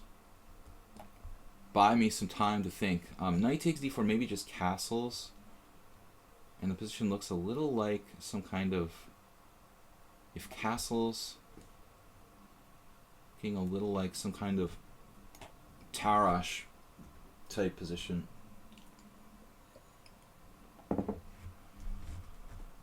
He takes on c6, I don't mind. It brings another pawn toward the center to protect d5.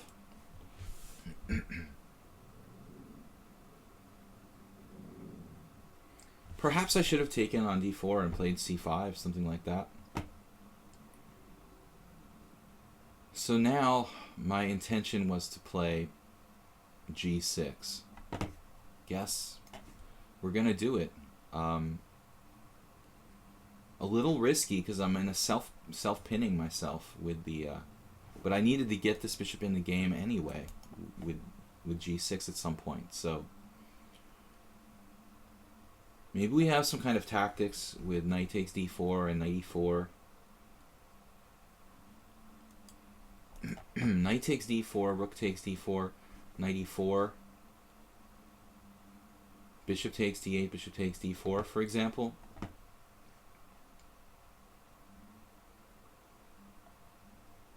Very unpleasant situation here for black.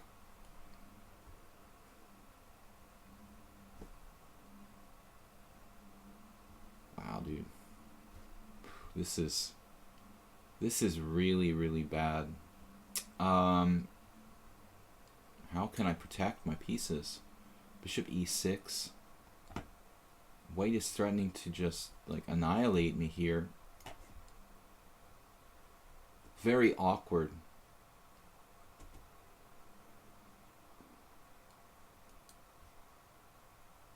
White's played perfectly. Perfectly. d4. Open it up. Grunfeld style. Knight c3. Not even wasting time with like c4.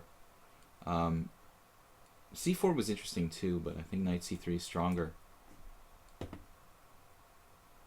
Bishop e6 is very artificial. Maybe he can take on e6.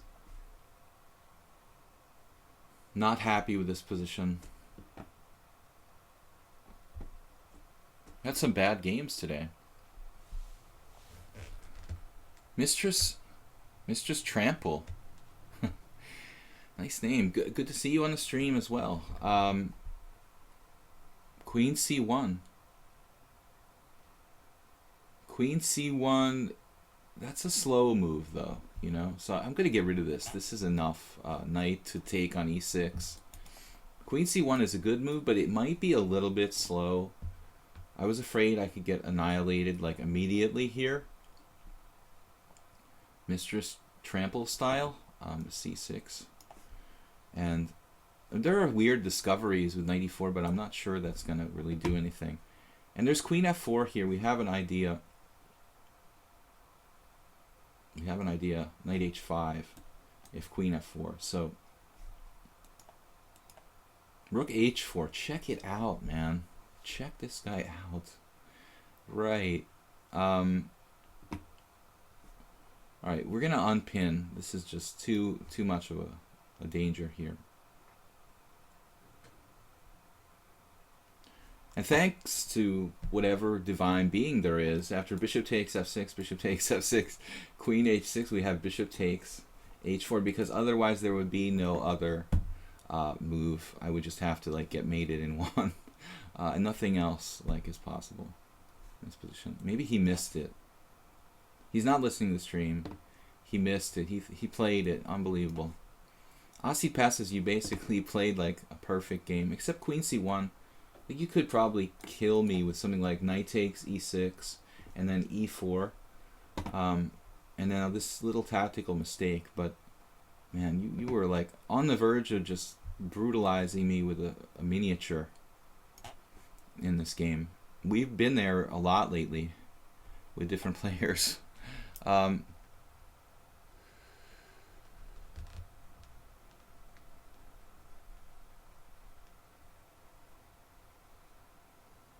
Well, we're just lucky again. We've been lucky a lot lately. But Osipas has played the opening brilliantly. I mean, d4, it's totally like an ultimate Grunfeld type position. And I think just a little more dynamic, you know, either, as I said, like changing the plan with knight takes e6 and trying to open up the white squares with e4, or just one more aggressive move. But queen c1 was just a little bit, it seemed just a little bit slow.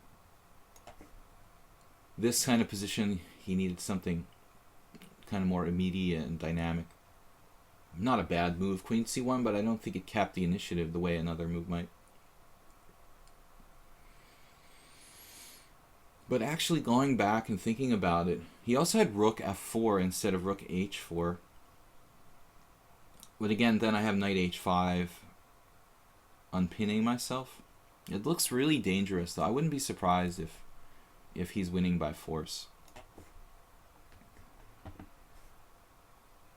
So, Wesley, what we want to do is trade, because we're up material.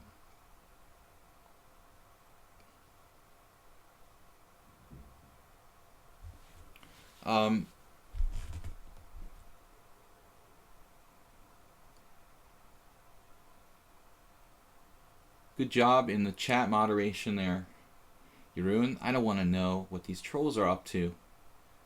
You deal with all the ugly, the ugly muck of the stream, but we get our share of weirdos here.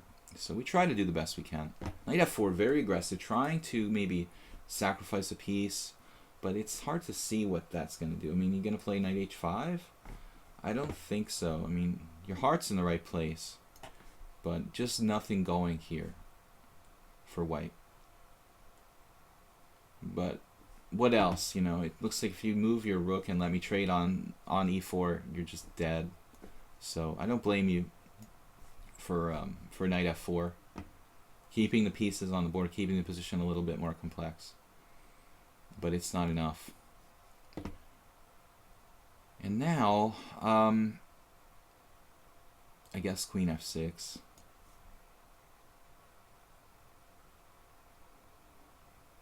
For example, well, we can take with the f-pawn. That would protect my queen and get mated in a few moves with bishop c4. I am making some oversights lately.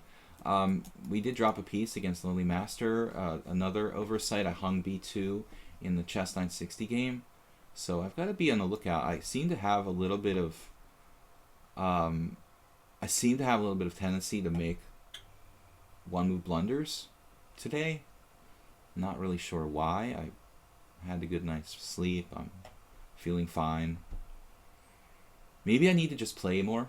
I haven't been playing off stream very much, and that could be something to do with it. Did analyze this, and ironically, he's got no way to like attack my rook and avoid the exchange of queens, so it's over. A very, very good practical try to avoid trades, but not enough. Okay, guys, we got time yet. Booker Smith, we're not going to play Atomic. Geese, nice try as well. Geese is here. He's usually joining us a little bit later. 960 is difficult to acclimate yourself, I think, to the starting position is one of the things that's hardest. The opening in chess 960, for me, is a big danger zone.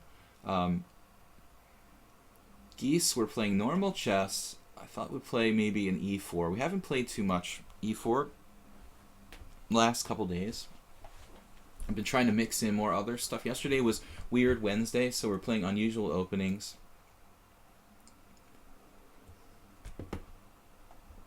Alright, knight to c6, and is Geese also one of these Sveshnikov players? I can't recall now. My memory is so good. Let's play knight c3. Something I don't do very often. G6, good. Excellent. So we get to play the white side of an accelerated dragon, which is not something I have a lot of chance to do here on the stream. One of my favorite defenses for black, and we do play with white as well. So this is good, man. I'm glad that we had a chance to play something like a mainline. A lot of Marazzi type positions I've gotten, but not too many of these situations where I'm playing a mainline accelerated dragon with white. So black there, instead of castles, can also play queen a5, which is, I do both. Sometimes I castle, sometimes I play queen a5, threatening knight takes e4. Bishop b3 is kind of prophylactic move, because you want to watch out for things like knight takes e4, knight takes e4, d5, trading all the pieces off. G6 is mildly provocative. Asipessa said, thanks for the game. I was so excited about my mating attack plan, I totally missed. Yeah, it's the only move. Like, literally, bishop takes h4 is the only move. I'm getting mated in one. The way I've set up my rooks on e8 and d8 is very awkward in that game. So that's an unusual position. Like, normally I'm in a dragon type or King's Indian type position. You could never mate me because I could just play like bishop g7 and walk away with king f8, or just rook e8 and king f8. But I can't play king f8 because the rooks are stuck, like stifling the black king on e8 and f8. So Geese plays a5. This is a line that that is normally played right away on move 8.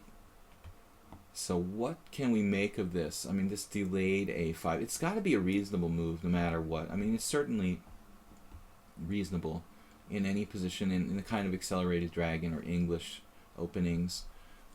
he's trying to discourage me from castling queenside, and the only drawback is that sometimes the b5 square is a weakness. That's not so easy for white to really take advantage of. But why is it that move 8 is a5, normally not move 9? Can we figure anything out here? I've already played h3. That means that some of the plans, like white plays f3, for example, in one of the lines after 8, a5 goes out the window. We can't do any kind of... I don't know, I have to check this out. Maybe I'll start playing it myself. It's an interesting move order. a5.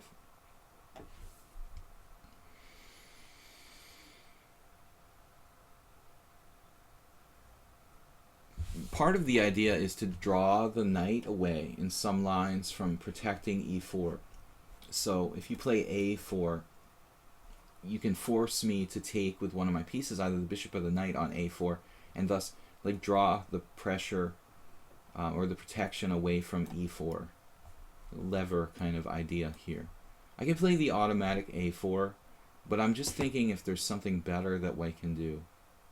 a3 is a tad passive, and that could allow black to play like actively with queen a5, get that queen in the game.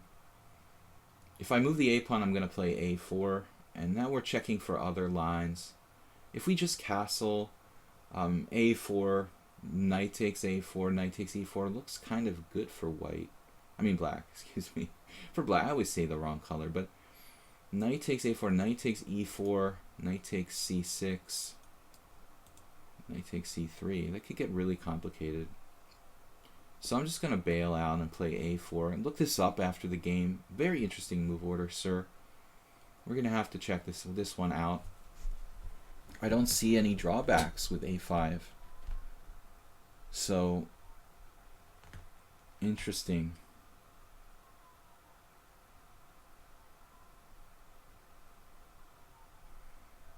Move 8 is a situation where black hasn't played d6 yet. Situation is a little different. Once you play d6, you don't have the ability to play d5 in one move, which is actually an idea in some of the more complicated lines. Castles, for example, maybe. We'll have to look it up. Maybe castles, knight takes a4, knight takes e4 is interesting. Yeah, I was actually analyzing like an illegal line there in my head. Impossible variation. Like I think I said a4, knight takes a4, knight takes e4. Castles a4, knight takes a4, knight takes e4. I was analyzing knight takes c6, knight takes c3, or something like there was a knight still on c3. I was hallucinating the knight was still on c3. So knight takes c6, b takes c, knight b6, forking the rook and bishop on c8. Maybe that's some kind of critical possibility. We'll look at castles in a post-mortem today. After h3, white is going to castle kingside 98% of the time. Absolutely.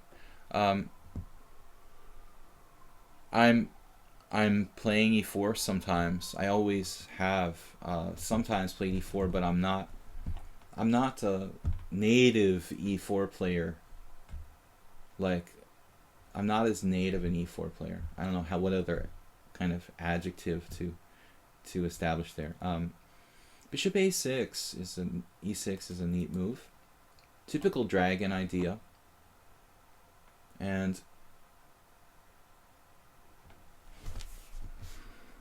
yeah, once you play h3, exactly his. I mean, white is usually never going to castle queenside. There's no pawn storm for white, so it's purely positional play. Focusing on the d5 square here, like in the Sicilian. I don't know what else to do. Let him take on b3 would be kind of normal. Rook a3 is interesting. I just don't know if that's going to help. Okay, so will I be surprised if this position wasn't played before by some players? Because it seems very logical for both sides. Thus far, only fundamental moves.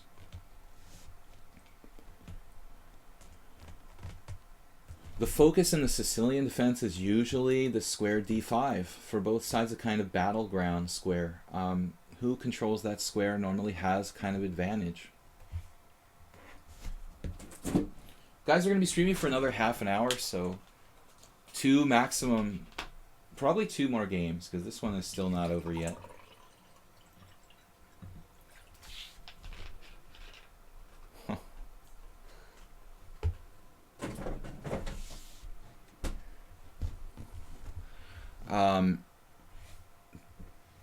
Just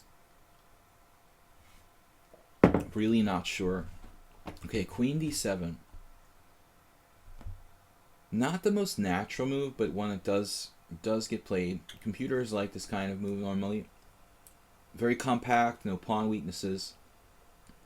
It does rob you of the maneuver knight d7, which is kind of typical idea. I think that's definitely a candidate move for black there. Queen d7. So, well, it's not necessarily like about sacrificing a piece on h3, but he might in some situations. You're also vulnerable to a piece fork on, like a knight fork on b6.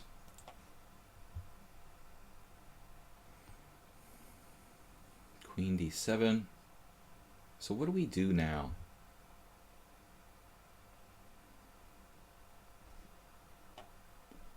What would Nesmedinov do? Queen f3, queen d3. Emery, what would Emery Tate do? Emery Tate's favorite square for the queen. f3. He liked to do it just again.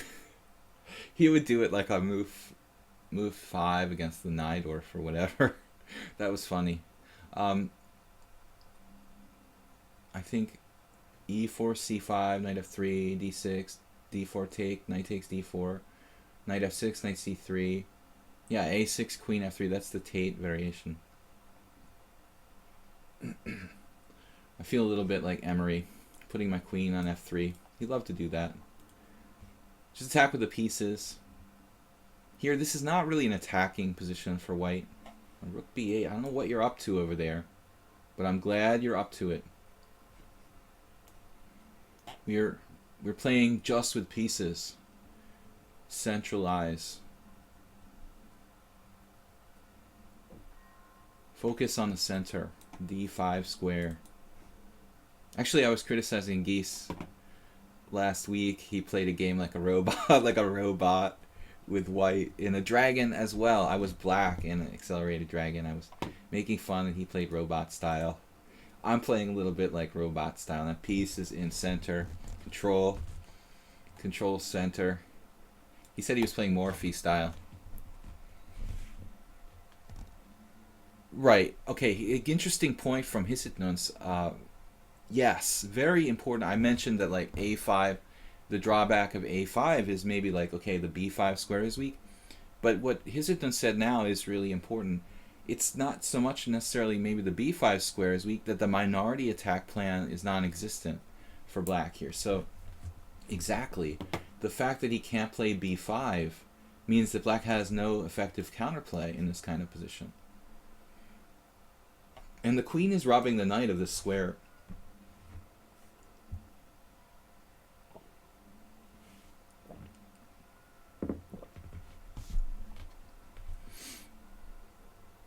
Yeah, this is like very fundamental, focusing on the d5 square.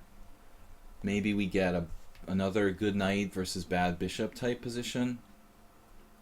Or maybe we just get strong central pressure, like a backward pawn for black on a d file.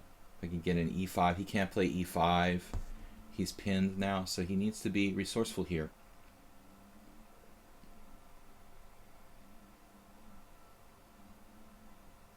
I think I know what I would do if I were black.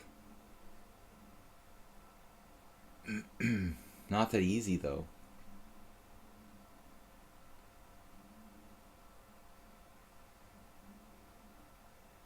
I don't want to give him any moves.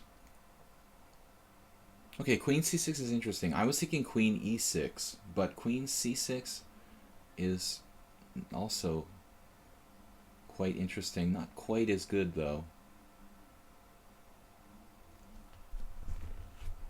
e5 isn't really looking like a good idea.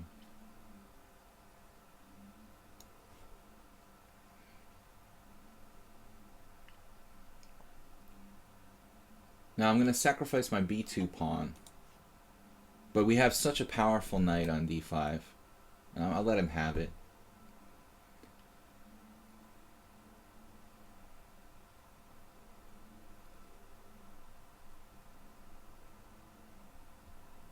This is the dream knight. I don't know if this is enough for white, to win, but it's unpleasant for black. Best move probably king g7. I was just kidding about bishop takes b2, of course.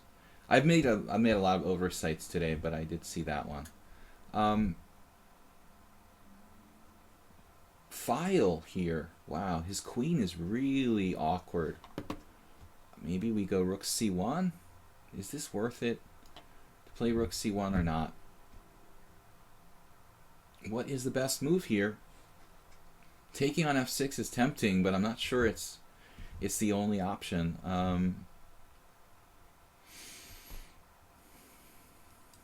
Keep it simple.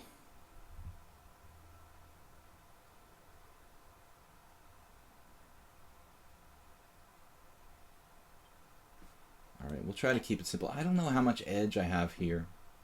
This is looking like it's defensible for black. Rook d5 maybe? Let's go with rook d5 because this pawn might be kind of important. It also denies him pressure on e4. Tough position, and I think black is possibly holding on, but it's really close. Now that ending could be tricky if you decide to go there. Okay, first I'm going to play rook d1, getting all my pieces in the game. Thinking about taking on a5 though, giving up the e4 pawn. Far less important, the e4 pawn, than the a5 pawn, which would give me like a 3-on-1 queenside majority. 2.5-on-1, I guess, because this double pawns are kind of handicapped. But, uh-oh. Did I lose the stream?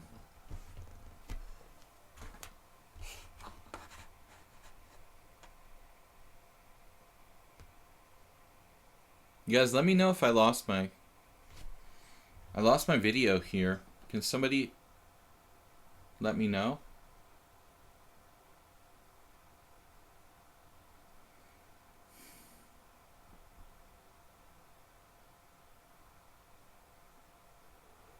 Got no answer. Maybe we bombed out.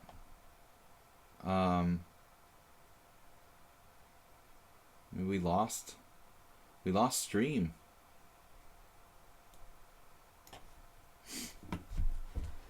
No, we can see. Do you see the board?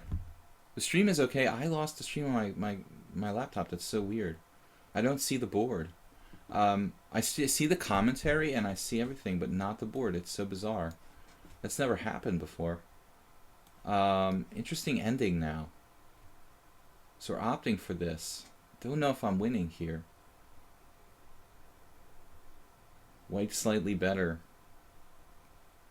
Good move. I think this really possibly the best move. Maybe, hopefully not. Man, stop playing so well. Rook b5 with tripled pawns. Anybody? You want to go for that? Really down with rook b5. Very, very tricky position. The best I'm going to get is a pawn up rook ending. If I win a pawn here, even then I'm not necessarily winning. You can see and hear everything. Huh, that's really odd. Never lost the video of my board just on my end. But anyway, I don't care. I don't need to see it. So we'll leave that mystery. b5, excellent move, I think. Pawn takes pawn. Is it an excellent move, though? I said it was an excellent move, but was it really an excellent move? This is a key question now. Should I go to the 7th or go to the 7th or not? Well, it doesn't really matter. I think everything's going to boil down to the same basic scenario here. So Pretty unpleasant situation, honestly. Even if he was like up, I don't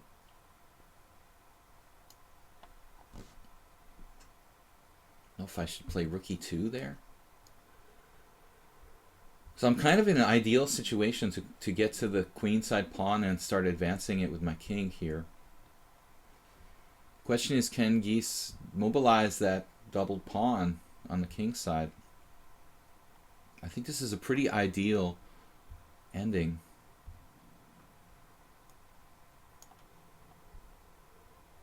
Now, for my next trick, I could play Rook E2 check. No, not a good idea. I'm going to play this. Is that even a good move?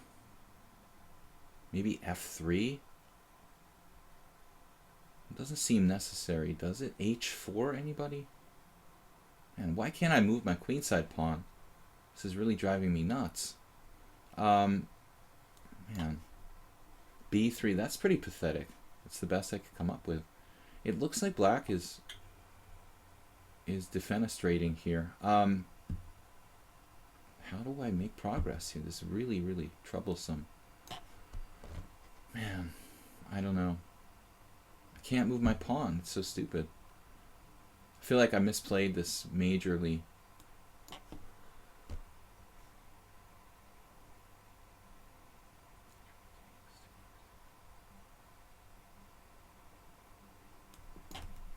Oh, we lost on time. We lost on time. Good game, man. All right. I was in enough trouble I couldn't figure out how to make progress. Good job. You win. All right. Fair enough. I lost on time. It wasn't the mouse. I legitimately lost on time. You won on time. I just didn't know. I was thinking H4. I was thinking H4. Can I do H4? Damn, maybe H4. Let me see. H4 at the end. It's good, but it's not enough. Takes. I was so into calculating this that I lost on time. Rook takes F5 check. King back. Rook takes H5. And it's a theoretical draw. Yeah. So. Wow, nice game, man. Nice game. So I lost on time. Good job. Booker Smith, I can't play a second game right now. We really should play a different player who didn't get a chance to play. Yeah, I did a Karpov where you just like get so into it you can't take yourself away. You're like a deer in the headlights. I don't like the way I played the last 5 or so moves. It seems like there had to be a better way there. Maybe I should have made some kind of move on the king side to hold up the pawns. But we'll definitely take a look at that ending, and congratulations, man. You hung tough, and I thought you played the game really well. M47 is back, and he wasn't here yesterday. Now he's turned a new leaf with A3. Professional move for white. I was fortunate enough to beat Alexander Onishuk in a hippo type position with G6 once. Also lost one game with F5 to Novikov, which is a nightmare. But F5 is probably the more tested move.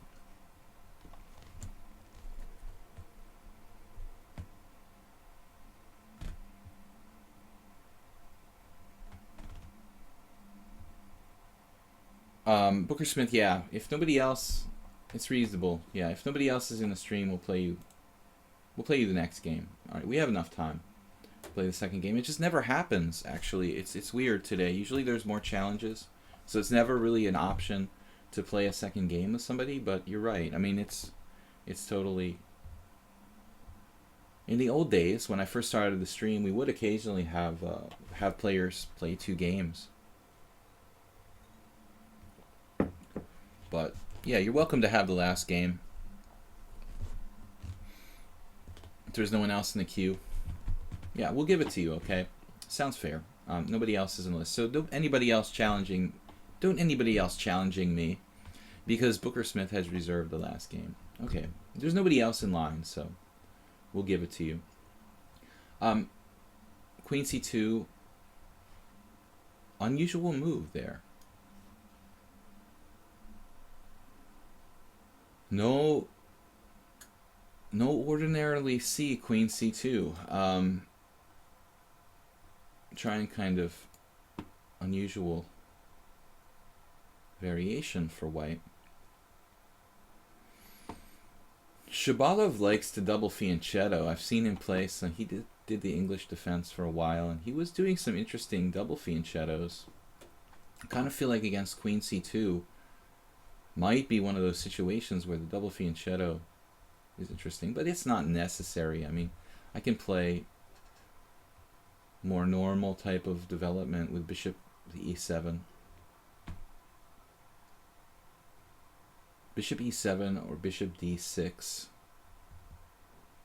I think here bishop d6 is a little dubious because of like b4 and c5. So it's really a question of g6, bishop g7, or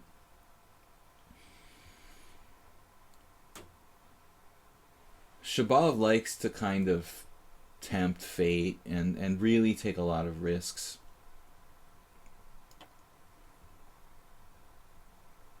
Interesting position, though.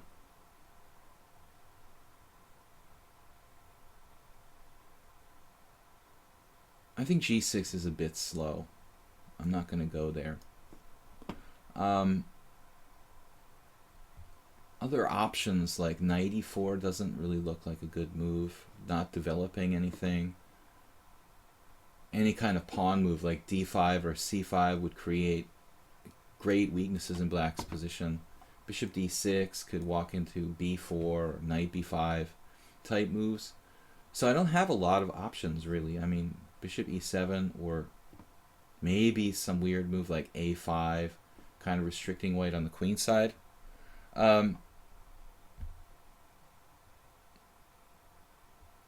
By the way, when I typed your name, another name popped up of someone who should probably be banned once they start talking.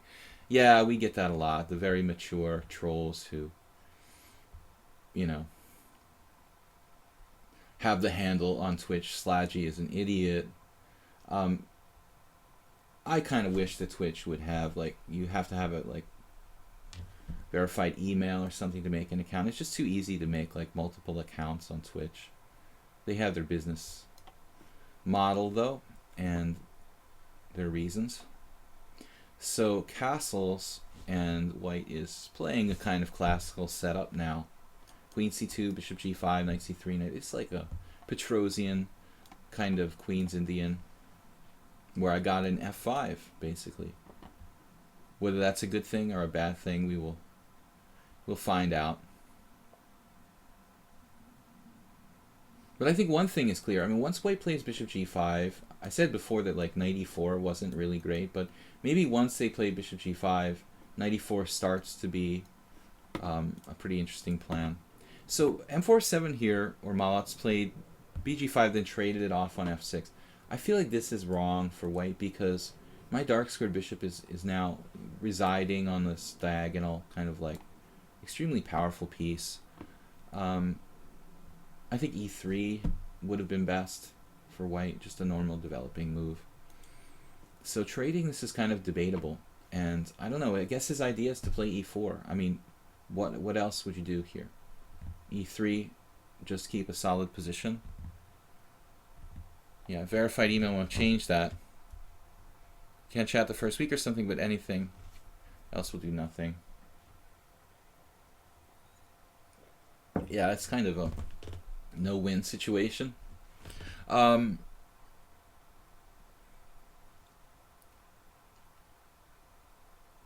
e4, logical. I mean, you do get this e4 in one move, but I still vote for the dark squared bishop. I'll take the dark squared bishop any day. Then the question becomes, you know, do we want to take? Can we do a hippo kind of thing with g6? It looks ridiculous, kind of, to allow e5. I mean, it doesn't seem right to allow e5. So I'm going to take this guy and see what happens here. Very sharp now, this position.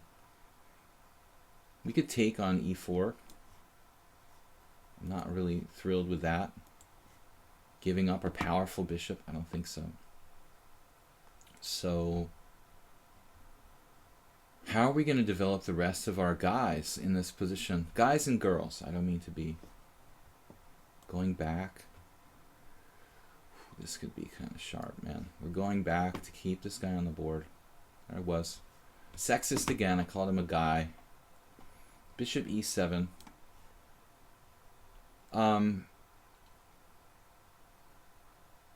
It does open up the file and some tactical possibilities for black. So it's not just a purely passive move. And I want to keep my bishop pair for the long term. It is a loss of time. And we do have problems. Queen's Indian, always this knight, the queen's knight, is tending to be a very serious developmental issue for black. So bishop d3, there's a logical move.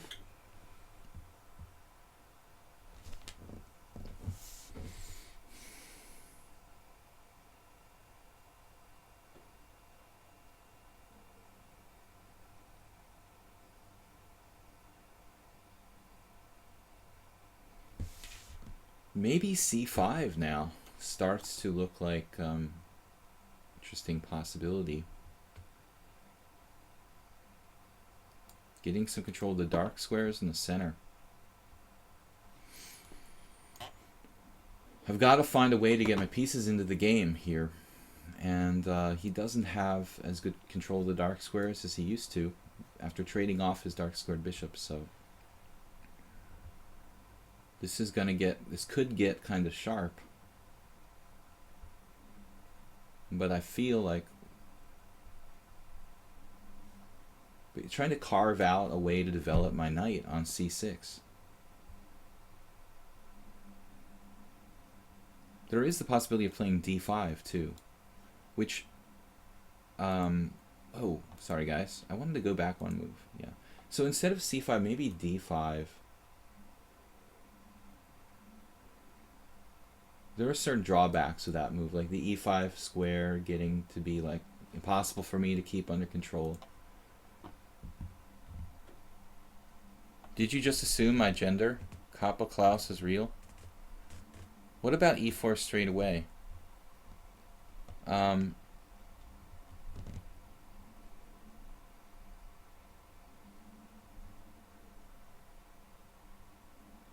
Castle's queenside, the most aggressive move here. But I think I should take on d4.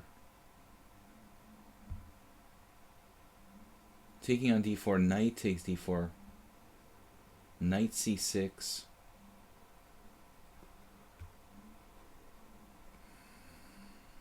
If I play knight to c6 right away, there's d5. That may not be so clear. Knight c6, d5, cd, or ed, cd, knight d4, knight takes d4, pawn takes d4. When the c file opens up, okay, let's try it. Not so clear. d5 not so clear. It's that it's good or bad for white. Maybe opening lines for me as well if he tries to do d5. So the jury is out on that. Hopefully I put enough doubt in his mind to not do it.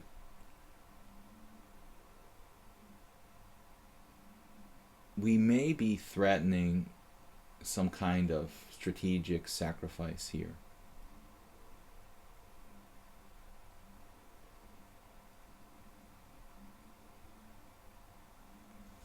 Kappa Klaus's Rio says, did you just assume my gender? No, I'm talking about the gender of my pieces. I call my guys guys. I call my pieces guys, which may be something I shouldn't do. I guess they can be what I want them to be, though. They can be alien entities if I want. They're my pieces. Knight to c6. And what would you do if you were white here? You know, maybe try to annihilate black with like h4. But first of all, you're dropping a pawn on d4. So do you want to just give up a pawn? Take on c5, b takes c5. The variation with d5 is interesting. ed, cd, knight d4, take, take. With the c-file opening up, which is quite dangerous, plus the d5 pawn hanging in that position. Looks kind of dynamic for black. So white, maybe I did say he? Did I take your gender for granted? Don't remember, but all good politicians don't remember. B takes C. We're taking toward the center, getting control of d4. I like black if I have to choose a side here, although I think that white is probably in the game, so to speak. There's h4. So here's where I think we're really like, okay, knight g5 is on the table, and he might or she might play knight g5. Can I play h6? Should I play h6? And if I do play h6, perhaps white even like sacrifices a piece anyway with this berserko like knight to g5 idea. So I'm seriously thinking about sacking an exchange with rook takes f3, like a positional sort of sacrifice, but I'm not sure it's necessary yet. Let's say white plays knight g5, like knight f g5. Is it that dangerous? There's h6, bishop g, h7 check, king h8, and some kind of knight takes e6 type of ideas. If I play h6, can I just stop this nonsense?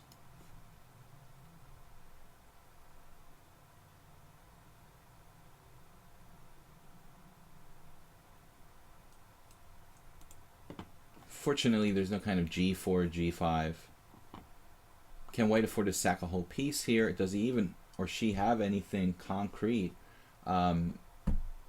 If knight g5 and I just take it, is that enough for white? It's pretty difficult to say. But I kind of like black. King b1, rook b8. Maybe we start hunting the white king down the b file. And keep this idea of sacrificing the exchange in the air with rook takes f3. Black has more dynamic possibilities, a little bit more than white, I think. We're going to go with that last game with Booker Smith. Close out the stream with that one after this conclusion. I don't have to take a piece if you sacrifice with knight g5, but h5 looks... just doesn't really look dangerous. What about this business with sacking the exchange? I don't think it's necessary. You could just play knight to d4. d5 is not really possible. Hang the pawn on c5. Queen b6, building up more pressure maybe.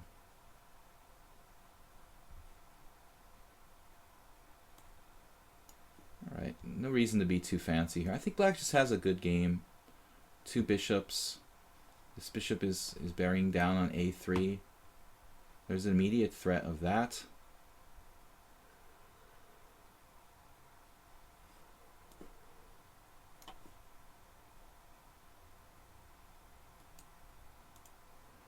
Black is better. I mean, maybe white isn't lost, but it's not easy for white. So tough game. Last game will be Booker Smith. Quick one here. It's just, oh, it's normal chess, not chess 960. Okay, we're down to our last 5 minutes, so keep it quick. I'm not impressed. The knight is a monster. Yeah, but that's the only thing that's a monster. It's funny. It's like that gets in the way of his pieces too. So it's this fighting for the same square kind of thing. I have a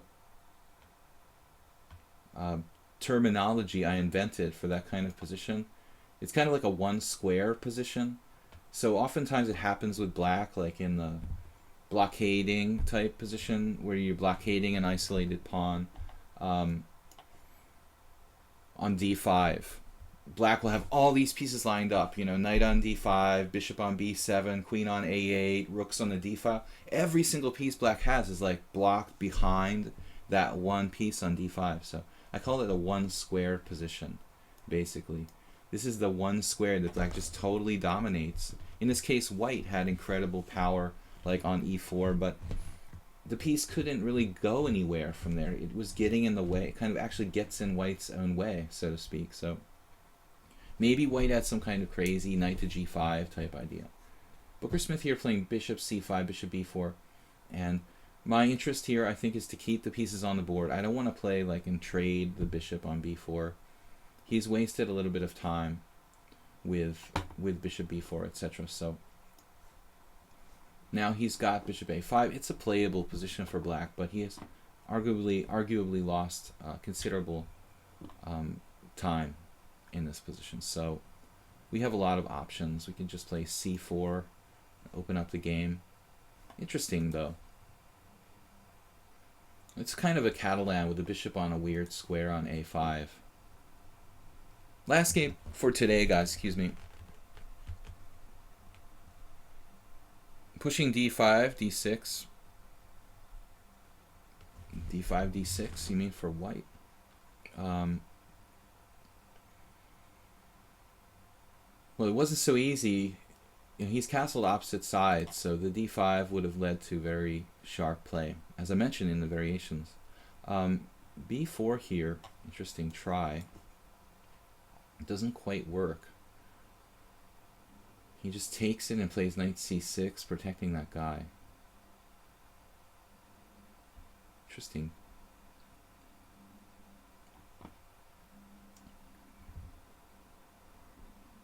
So, knight on e4. We can kick it out with f3 at some point. Hey, let's play a mirror image position with a small threat. Booker Smith, beauty of starting out in chess, you're more creative than most players. Don't lose your creativity, man. As we get older, it's harder and harder to maintain our creative spirit. I think Booker tried not to move the same piece too many times in opening. There's only one way to learn. Yeah, he moved the bishop to c5. It wasn't stable there. I attacked it, gained some time. Bishop b4 check didn't really change a lot. So he's sort of had to move that piece a couple times. Now he's moved the knight twice. But the problem is, for me, that it's a fairly closed position. So, these kind of wasting time with the same piece twice moves are very costly in open games. Not quite as easy to refute in closed positions. So the Stonewall Dutch, I guess if you're going to move the piece, the same piece twice, it's not a Stonewall Dutch. It could become one. It's like similar to a Stonewall Dutch, but if you're going to move the piece twice in the opening, I guess closed positions are the place to do it. Basically, it's not that easy for white to punish black after knight e4. This is kind of a cheapo. Doesn't actually threaten anything. I mean, f3. It's not really a cheap. I mean, it is a cheapo. I do have a concrete threat. Black would have to make a really irrelevant move in this position for me to execute it, but if black played something like, I don't know, maybe h6, he would lose by force.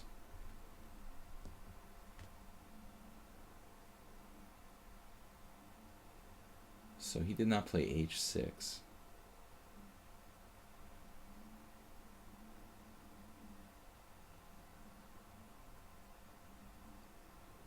My knight is also moving twice. I'm not exactly showing him, you know, the way of truth. There's a difference in this position, though. I do have f3, and that's the point. We're striking first in a symmetrical formation. And the main idea in the Stonewall, I think deep down for me, this is a Stonewall Dutch, even though black hasn't played f5. The setup is the same. Kick the knight out with f3.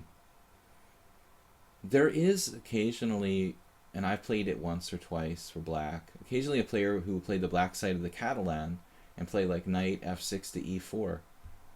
Try to turn the Catalan into the Stonewall Dutch. And that's kind of what happened here, except for black. The experimental bishop development. And now, okay, so now we have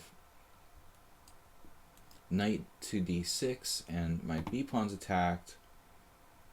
I'm not going to be able to trap this bishop on a5. It looks like that's something that might happen, but in reality, it's not happening, though I think I probably have to play c5. We get a very strange position, extremely closed. My knight's going to get kicked out too, back to d3. No way to trap his bishop. He's gonna have c6, bishop c7, no matter what I do. So might as well forget about trying to trap that guy. Oh no! Now a very provocative move, knight f5. I expected knight to e8 maybe, but knight f5 provoking me, you know, into maybe having e4. Problem is this is not protected. g4. Very interesting. It's not that easy for me to continue here. Keep my d4 pawn is not protected. Maybe queen a4 doesn't really help. Queen a4, rook d1 is an interesting variation.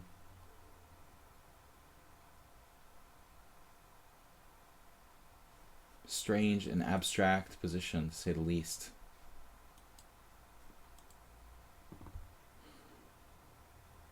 e3, not a really attractive move for white.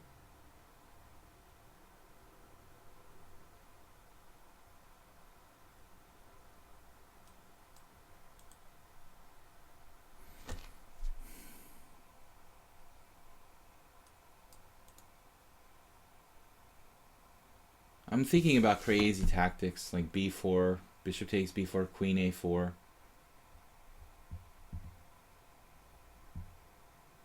Which might win a piece. But he has bishop to this knight a6 move. And then it's very complicated, but maybe this actually works. Kind of insane. b4, bishop takes b4, queen a4.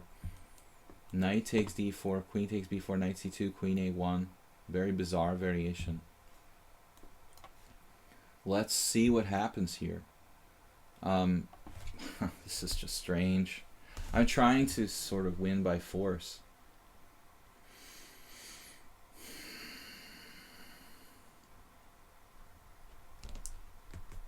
No spoilers. Last game. If you see a win for him, don't tell him.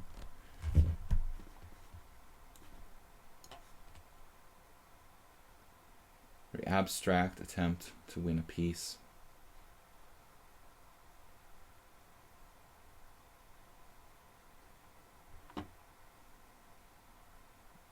a5, a3.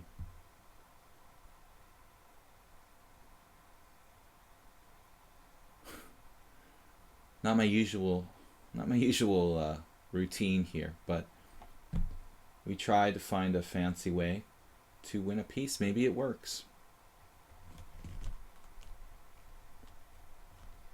Maybe it works.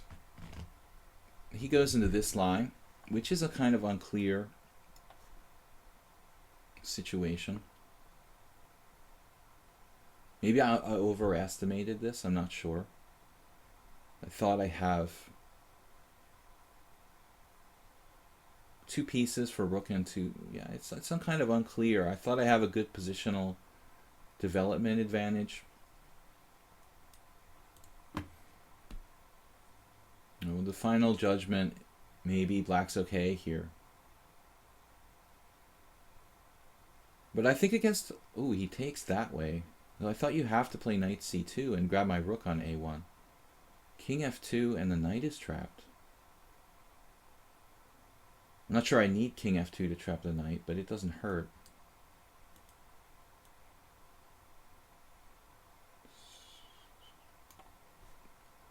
We're whistling while we work, and I don't know. He has f6, but I have knight d3, and it shouldn't really change anything drastically there. Queen f6, bishop b2. Trapping the knight. What am I talking about? It's not trapped. You can take on c1. I'm making weird hallucinations today. Anyway, we're up a piece here, so. Black has 2 pawns for the piece. No, 3 pawns for the piece. How did he get 3 pawns for a piece? I guess in retrospect, maybe I should play king h1. I'm just, wow. Okay, so this crazy move. d3. There, I'm happy to take the material. So, best play was probably king h1, knight takes c1, rook takes c1. Black has 3 pawns for a piece. Still, I think white's better there. In the middle game, the piece is stronger than the 3 pawns. But now we're up 2 pieces for 3 pawns, which is significantly better than 1 piece. I was really taken by surprise by knight e2 check. I mean, I thought that he had to play knight c2, so my analysis there was a little bit shaky. Interesting position though. Guys, we'll see you tomorrow, Friday, 10 a.m. Central European summertime. And thanks for joining me. Don't forget Simul on Sunday, 6 p.m. or 1800 hours on Sunday. And thanks again. Check out my videos on Video Chess Training on YouTube. Thanks for supporting the stream and just tuning in. Bye-bye.